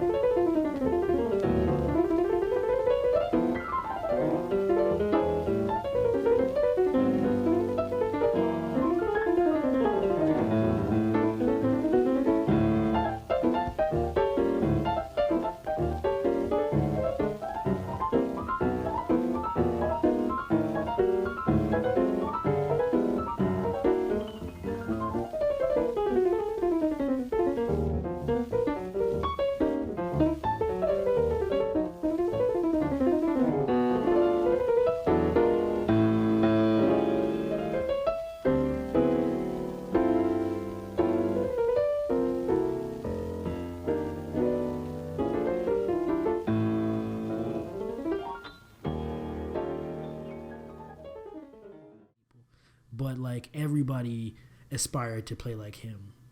Even Oscar Peterson was like, "Yeah, Art Tatum, man, no one's touching him. No one's touching this guy. This dude's insane." In modern days, we've had competition. We've Cornell Gaskin, rest in peace. Dang, that's so crazy to me. Anyway, but yeah, we had competition like Cornell Gaskin, where he was getting close to some of Art Tatum stuff, and he passed away, which is tough. But yeah, all right. So Art Tatum, Steve Carell, Jeff Bezos. Okay, richest man in the United States. I think is he in the world yet? Who's the richest man in the world? The richest man in the world. Okay, so you guys are gonna notice a little pattern here. Should I go to Forbes instead? Is that a better gauge? Okay. Let's see. All right, so on Forbes, we see Elon Musk as the number one richest man. Then we see Jeff Bezos. Then we see Larry Ellison, Mark Zuckerberg, and then we got Bernard Allnut and family. And Larry Page, Sergey Brin. Oh, shit! And then we got Warren Buffett. Okay, really quickly. So on my list, we have Jeff Bezos, Elon Musk, right? And Warren Buffett. So Elon Musk is the richest man according to Forbes right now. And then number 2, Jeff Bezos. And they're both 6s. Larry Ellison, let me check his. What's his life path number? Let's see what you got, Larry Ellison. August 17th, 1944. Y'all remember that for me? August 17th, 1944. Come on. Oh, 7. You so close. Let me see if I missed a digit. Nope. Okay. So I'm going to talk about you next videos. Good sir. All right. So give me 1 second here. This is why my clock runs out. That's why the videos get so long, because I be doing extra stuff that I love to do. Get off my back about it. All right. So yeah. 2 6s are the 2 richest people in the world. Net worth at $432 billion, Elon Musk, and then Jeff Bezos at $243 billion. Crazy. And then Warren Buffett, he's got $146 billion. He's the 8th richest right now. And then we got Larry Page and Sergey Brin, Life Path 4s, which we talked about last video, 2 videos ago now. Well, we're on a flow with it, but 2 videos ago now. The Materialists. So it all it's all making some sense if y'all are following me here. This series, you guys know the meanings. All right, let's get back to the list.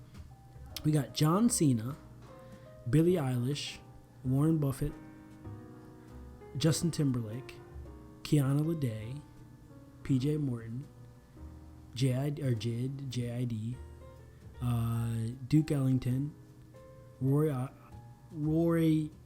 Ayers. I've never said his name aloud. Roy Ayers, Jaden Smith, Logic. Oh yeah, I guess I'll put the clip in now. Logic, as an example of genius. He's Aquarius gang, by the way.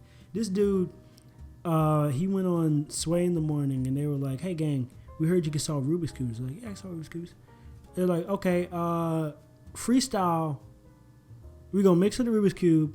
We want you to freestyle and solve the Rubik's cube at the same time, with your eyes closed."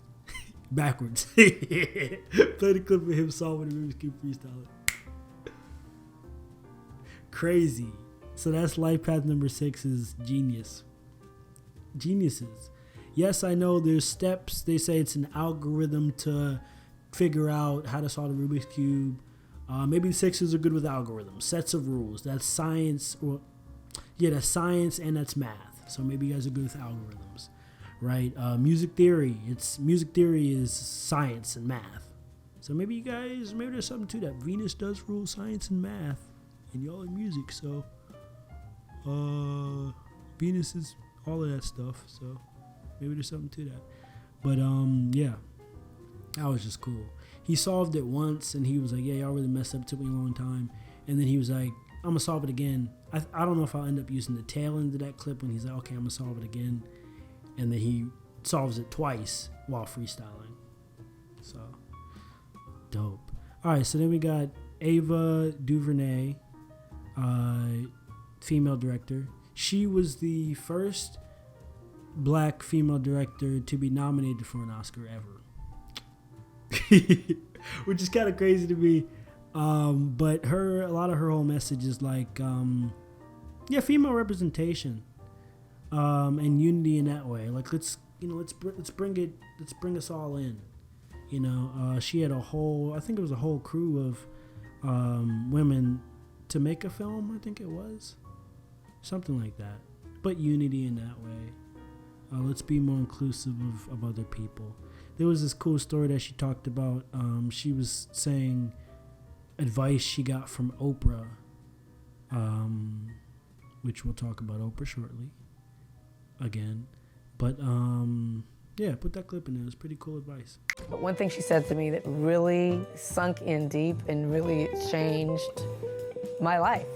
She said, I was going through a challenge, really tough challenge, and she said, this is not happening to you, this is happening for you. This bad thing that's happening is not happening to you, it's happening for you.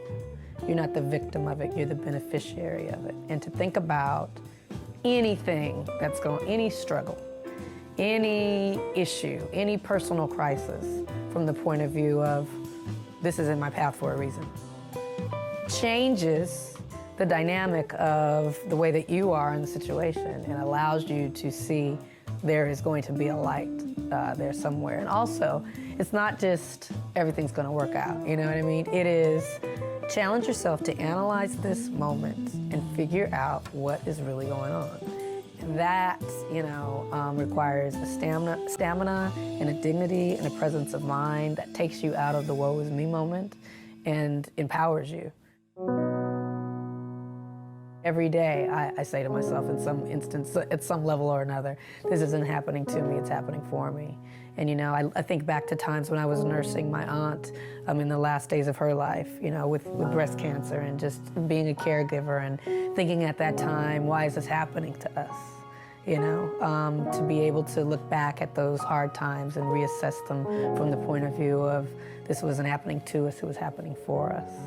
I see the beautiful moments we were able to share, the things we were able to say to each other in her last days that we had never said before, the gifts that we were able to give each other through bonding, through connection, through reflection, to embrace cancer and a long dying as a blessing in that it wasn't quick and we were able to say everything we wanted to say. Just to be able to look at any instance from a place of education and nourishment as opposed to a deficit is one of the things that Oprah taught me and gave me. Yeah, that was neat. It's like things aren't happening to you, they're happening for you. And the stuff about taking care of her aunt points to the servitude of life path number 6. The gifting and brilliance and genius, but for something like that, with that, it's still, the reason is like one outside of yourself. And that's what I was mentioning with number 6 is like they can have all of this stuff that they have, all the achievement, but it looks like those elements of family or service or caring for others is like what means the most to them. I was trying to look for that. I was looking at that with Cardi B, but there was an interview I was watching. It was like an older one. I didn't like the vibe too much, especially with the guy she was, Vlad TV. He's got like, at least in that interview, I won't generalize and say the vibe is weird, but like kind of some degrading elements and stuff. I was like, yeah, I'm not too fond of this. At least this interview. But it seems like Cardi B loves family. And I think that's safe to say. But my point was like, it feels like with sixes, they have all this gifting and all of these things they can do, and luxury potentially too, with Venus. But family's at the pedestal, or love or servitude, even over their gifts, because they realize what the real gift is. After that, we have Oscar Mycox. Oscar Mycox. I think that's how you say it. He was the first major black filmmaker. Yeah, and I think he was, first major black and independent filmmaker. So he made films on his own, probably because the messaging, he wanted to not just be, just an N-word, like N-word with the ER at the end. I'm not going to say that on here. But like, I didn't want to be just like that idea of a black person, the negative idea of a black person in a movie. Like, I'm going to just make my own movie. I'm going to make it independent from other structures so I can represent black people honestly, and bring us up. I put him and Ava next to each other on this list because, like, they're both trying to unify that for people. And they say, we look at Spike Lee's and stuff, and Sidney Poitier. I think he was before both of them. Yeah, first black. Let me look him up. What era are you from, good sir? 1884 is when he was born. And he is a film director and independent producer of more than 44 films. I put him on this list because I thought they named the Oscar after him, but I'm not sure. They came up with some story. They said some lady had a friend named Oscar, and she thought the butt of the statue looked like the dude Oscar. I'm like, that doesn't make sense. Okay, so I'm hoping maybe it's named after this Oscar. But anyway, we got Lee Daniels. He's also a film director. Can't remember. Hey, I guess I just wrote him down. But yeah, film director. Black film director, which is cool. WW. We got R.F. Martin. He is a music producer. I put genius music producer. He produced for Shaka Khan and Aretha Franklin and a bunch of people. People said that he has the best ears in town. That was his documentary or something like that. We got Chick Corea. Chick Corea, he's a pianist that again inspired a lot of people. Big inspiration for people like Jacob Collier that I mentioned. A lot of people in jazz. Chick, yeah. We got Mike Schultz. He produced Desperado by Rihanna. I guess I was looking into who produced that song and I found him. Great song. But yeah, we got Kiara Sherrod Kelly. I put a clip of her, but let's put a clip of her on the Terrell Show. Cause man, yo, I love her voice. She's nuts. She's nuts. I was watching that video. It's just, again, it's that six thing, dude. It's like, I don't know, man. I gotta look at her placements because like something about the voice. I saw this post. It was like, look at or find artists that have their sun as your Mars and listen to their music because they will ignite your Mars energy. I look at that for singers. I look at like, okay, if a singer has a voice that touches my soul, there's a couple and they seem to have like similar types of voices. But I look at, okay, what sign are their Mercury? Is there Mercury in? and maybe like Neptune and Venus, stuff like that, to see like, okay, how is that getting in here? But voice is nuts. All right, we got Tasha Cobbs Leonard, another singer, great singer. Karen Clark Shard, Kiara's sister. No, that's her mom. That's her mom. I think that was her mom, right? Yes, that was her mom. That's so interesting. That's very cool. Yeah, then we got Chris Columbus. I think he directed Percy Jackson, which I loved. Harry Potter. Yeah, Harry Potter, Percy Jackson. Nars Fratu, the new scary movie. Home Alone too. Oh yeah, Chris. All right, he tearing. All right, Dan. All right, then, Chris. Christopher Columbus. Sun Ra, musician. He was a bit unorthodox, from what I remember. Hit Boy. Meryl Streep. She's highly revered. They say she's like a genius. I love her movies and her acting. I loved her in Lemony Snicket with Jim Carrey. But what else have I really seen? I enjoy her as an actress, but maybe I just haven't researched her enough. But people seem to really respect her. Duran Bernard, boom, great singer. He's got a lot of range. Venusian. Let's see. Oh yeah. Put a clip of him in here. Okay, so he was talking about like the love he's received in life and how that's been crucial to his experience. It was pretty beautiful. He was doing an interview with Steve McKay. Put that clip in there. It's a story. Yeah. So I try to make things a teachable moment. Wow. You know, because everybody's not going to do that.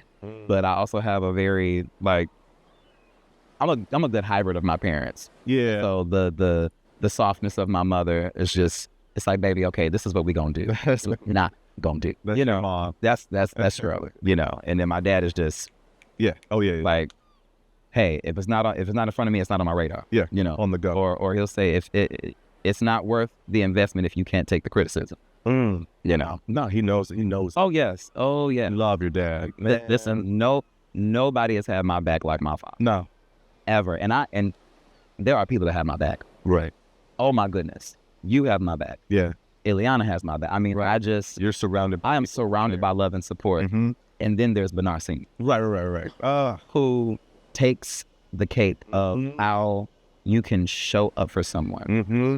And looking back now, him telling me that he's proud of me really did something.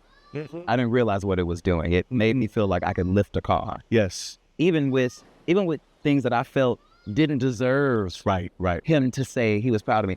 Like, you working your gig. Yeah. And I'm a delivery driver. Yeah. Or coming out to LA and he's in my studio apartment. He's like, you did all right for yourself. Like, wow. Yeah, you're like, this is just a start. Yes. And but that, when a father says that to a child, it is everything, because they installed your buttons. They know. Yeah. They know, and there's always something in you that wants that. Yeah, absolutely. Yeah, I'm so grateful for that. And it's to the point where I've encountered people who did not have support from their parents, and I do my best to extend that. Yes. So that they know what it's like to be supported. Exactly. Someone to just give them information without there being any ulterior motives or anything like that. Like, we're here to help. Right. You know. That's what we're very similar in that. We're very parental to other artists. Yeah. Because we had it, we were blessed with it, so we give it away. Mm-hmm. But yeah, because with Life by Six, as I mentioned, that love and care and giving and receiving that, and also family is important. I don't want to throw that out there as a generalization when there might be people that didn't have a family or didn't have a good family. But with Duran Bernard, I like that example because he just said, yeah, I've always had support and received love for what I was wanting to do, even if it was just for like something small. Like, I always received that support. And then because I received it, I pay it forward. And that is quintessential to the 6 purpose and journey.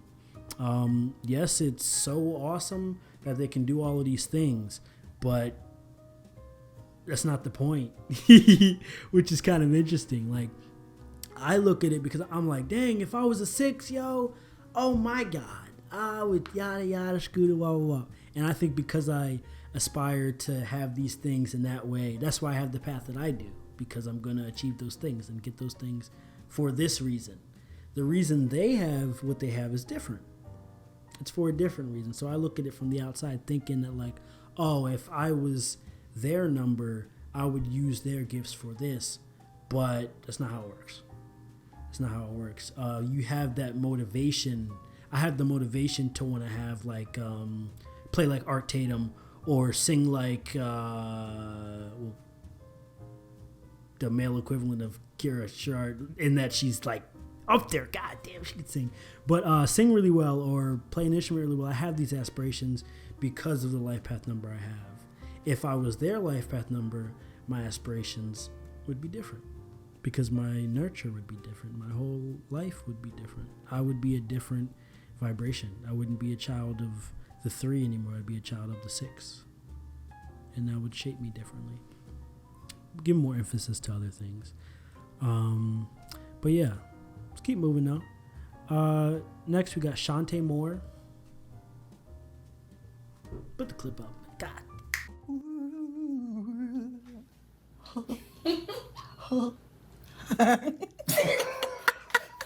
Loving you, yes, is easy 'cause you're beautiful. Is this the right note? That's it. La, la, la. Yeah. Every day in my life is filled with loving you. 'Cause loving you is more than just a dream come true. And every time that we ooh, I'm more in love with you. La la la la la. Oh shoot. La la la la la. Oh damn. La la la la la la la la. Sing it. Do do do do.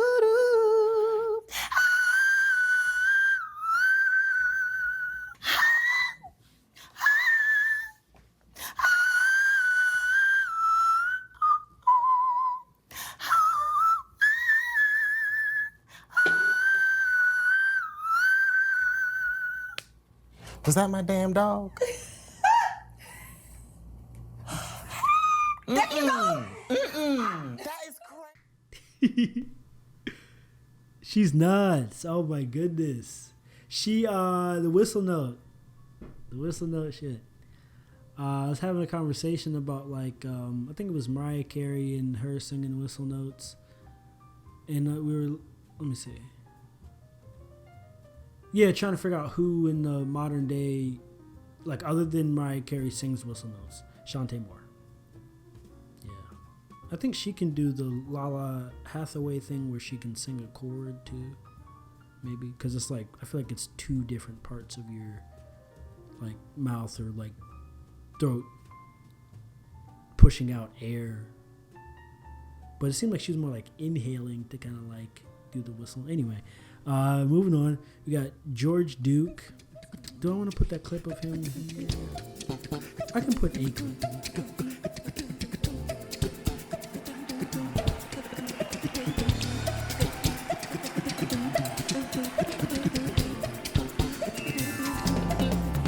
In the morning, on the beach there, people gather to meet the sunshine with open arms, reaching for heaven with open hearts and open minds. I found a lover by the seaside with sexy brown skin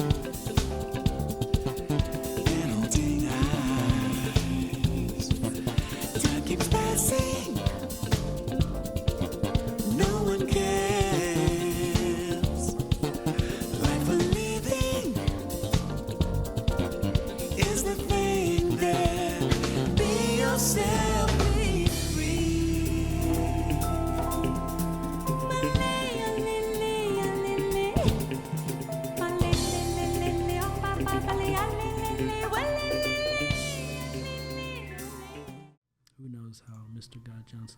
this video once it's done, but at least he edits it and gets it done. Boom.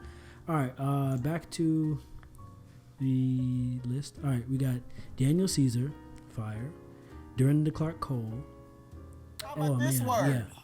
The word is brought. Been through the storm, been through the rain.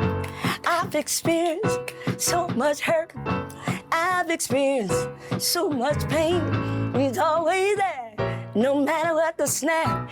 He brought me this far. He'll take me all the way. Go. Economy is still down. Enemies trying to run me down.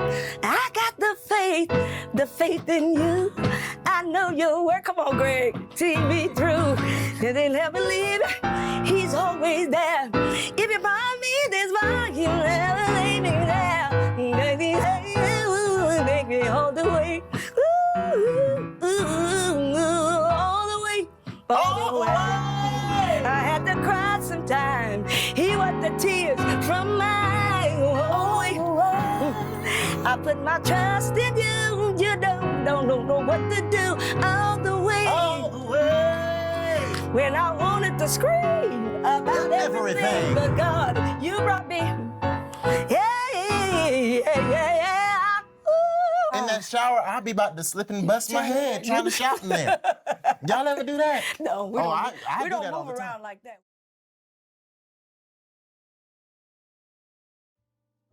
I love that song. Such a good song. We got George Benson. You know what's crazy too though? Who was it? Yes, Rod Temperton. I hope when I said that name at the start, I said Michael Jackson, Stevie Wonder, Quincy Jones, James Brown, Rod Temperton. Okay. I hope when I said that name, that didn't like just go over y'all's heads, because Rod Temperton, they call him the invisible genius, right? Because he's done so many miraculous, amazing things for music, and like nobody knows him.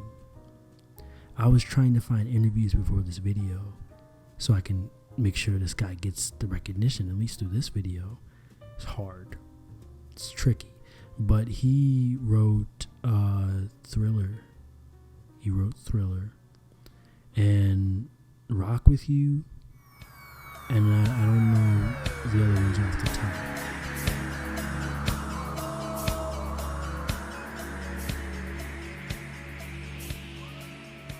The song, but Rod. He also wrote.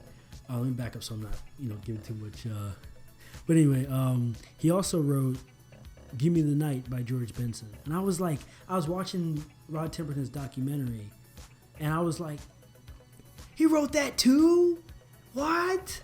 I was shocked. This was today that I realized this. This was today.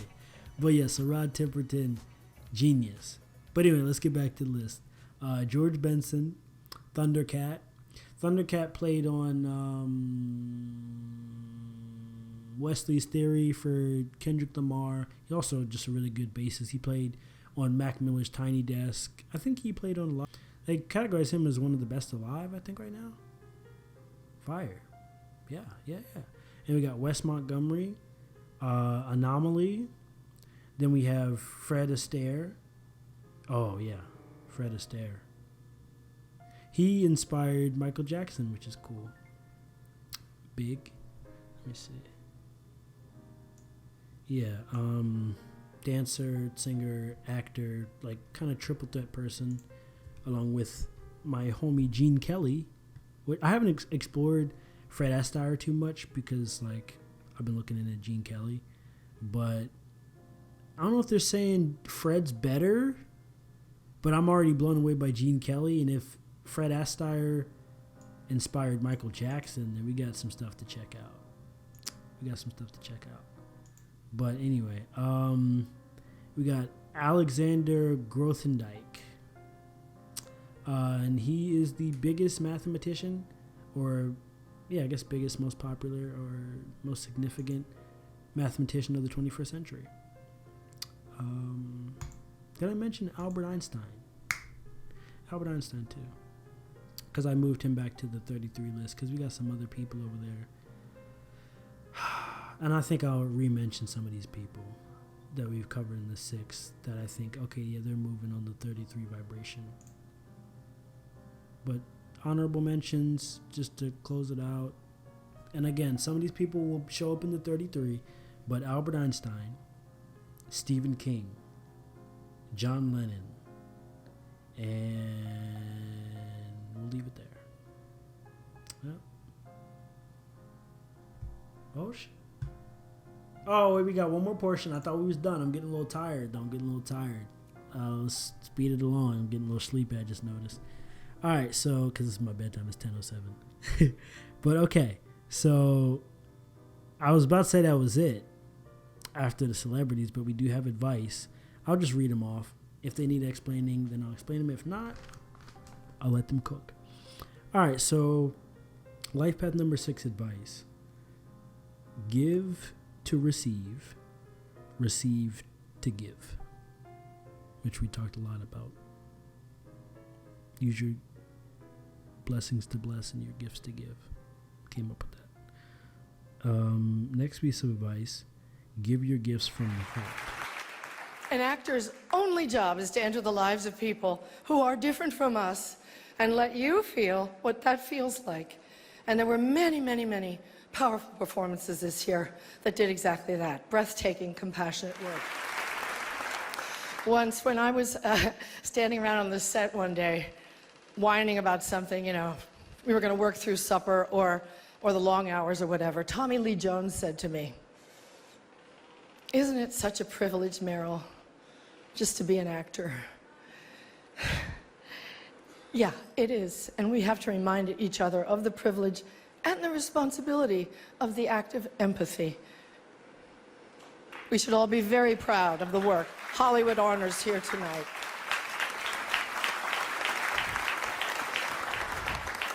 As my friend, the dear departed Princess Leia, said to me once, "Take your broken heart, make it into art." Thank you for it. That's big because you guys can fall into the principle of, like, the idea of the devil is important. Somebody trying to bargain with you to steal your soul or whatever. You guys encounter things like that where you guys have a gift, and how are you giving it? Are you giving it from the pureness of your heart? Or are you giving it for material? Are you giving it for the luxury side of Venus? There's always that flip side. There's a lot of different ways that Venus can give to you, and Venus will give to you how you give to it, or how you want to receive it, or why. If it's because of pride and ego, you'll receive something that's designed in pride and ego. So, and that's how Venus will give it to you. So give from your heart. If you write music from wanting to make money, and that's it, it's not from the heart or pureness of love or enjoyment. If you do anything on your path as life path 6, really, and it's not from, oh, I love this, or I'm devoted to this, or this, and I'm like, this is an act of service, something along those lines. What you do, what you make from it, what you express from it, looks like that. That vibration that you send out into it. Because y'all have the potential to, y'all can like sing your soul, or dance your soul, or create your soul, or care from your soul, which is deep. So if you're doing that and projecting that, then have the capacity to project that. Imagine what it looks like when you're projecting from maybe more ego in a sense. What does that look like? How do the songs you make look like? What does the art look like that you create? The wealth that you receive, like I said, is like the blood money kind of thing. All right, so I said give your gifts from the heart, not for gains. Just do it because you love it. y'all get blessed for doing things out of love. Don't lose faith in love and unity. Don't do that. It's crucial. You guys need to have faith in love and unity. Y'all are the lovers. If the lovers give up, man, how are we supposed to keep going? Alright, find the home in your heart. You offer solace for others. Take solace in yourself too. Yeah. I can maybe put that clip of Jacob Collier talking about home is within or so. I'll put somebody in here talking about home is where the heart is. Or maybe not. Who knows? I'll snap my fingers just in case though. Okay. Last piece of advice. Be aware of what you devote yourself to. What, whom, why, yada yada. Be aware. If you devote yourself to a person, you guys might be a person that just loves everything, loves everyone, loves this and that. But the person you choose, I think Warren Buffett was talking about it, but being aware of who you surround yourself with. Either it's Warren Buffett or Ava DuVernay.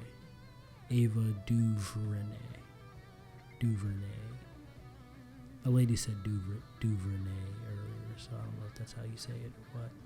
But they both talked about like being aware of who you surround yourself with. So I'll put a clip of that. Whoever I decide to pull from. Guys, guess who am I gonna do? Warren Buffett or Ava DuVernay? Okay, so yeah, be aware of what you devote yourself to. Yeah, because they can influence you. The devil is there on the path in some way. So you guys are that's maybe the main adversary in regards to you guys' balance or expression or love, is always that, like, with every choice on this path, there's that side of it where it's not from the heart. I'm devoted to a person, but it's not somebody I should be devoting myself to, because they're like, yeah, I'm trying to do servitude and trying to be loving and trying to be this, but like, why? Is it like because of like a kind of a chained bondage kind of thing? Like, are we with each other because we love each other, or with each other because we're afraid to let each other go or to be without each other? Because of, not even love, because of like ego or fear or this and that. That's the lover's card. The last final nugget, because I am tired, so I'm going to wrap this up and lay down. Nice. I have an apartment and a bed and a bathroom and a beautiful spot and food. And I'm grateful to have that to go and relax to. I ate all my cookies. I don't have those anymore, but maybe I'll eat my pineapple and bananas. But anyway, the lover's card, put that back up. There's the devil in the background. I'm just realizing this now as I've been explaining this throughout the video, that kind of devil idea. How it's always in the background. But there's, I think it's Adam and Eve on here. It's Adam there and Eve there on one side. They're bound together. Let me just pull up a picture just so I'm not... No, that's the devil card. Maybe I'm thinking of... Yes, I'm thinking of the devil card. With the lovers in the picture and the devil's in the background. That's kind of the negative attachment aspect. Let's see, what does the lover's card look like? So that's the devil's card. And then the lover's card is... Yeah, that's so interesting. So there's still an angel in the back. I'm thinking, is that Archangel Michael or Gabriel or something? I'm not sure. Who's the angel in the back? Let's see. Let me look that up really quick. Who's the angel in the lover's card? Who's that? Raphael. Okay. Huh. All right. Was Archangel Raphael? Was Archangel Raphael a fallen angel? Raphael is an archangel, not a fallen angel. Okay, just had to check.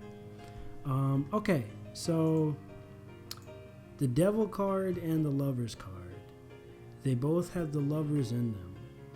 One of them has an angel in the background, the other has the devil in the background. And in one of them, the lovers are chained and bound. The other one, they are free. But there's still the serpent of temptation in the Lovers card. There's always that kind of voice, that option. I'm not necessarily labeling it like the devil as an entity itself, but more as a principle that shows up in situations that you guys need to be aware of as you guys are navigating this path. So be aware of these two sides. Pop and pop. Oh, pop. Yeah, be aware of these two sides with everything. Everything you guys encounter, how you guys navigate things, just keep it from the heart, keep it from love. And you'll have the support of that beautiful angel behind you.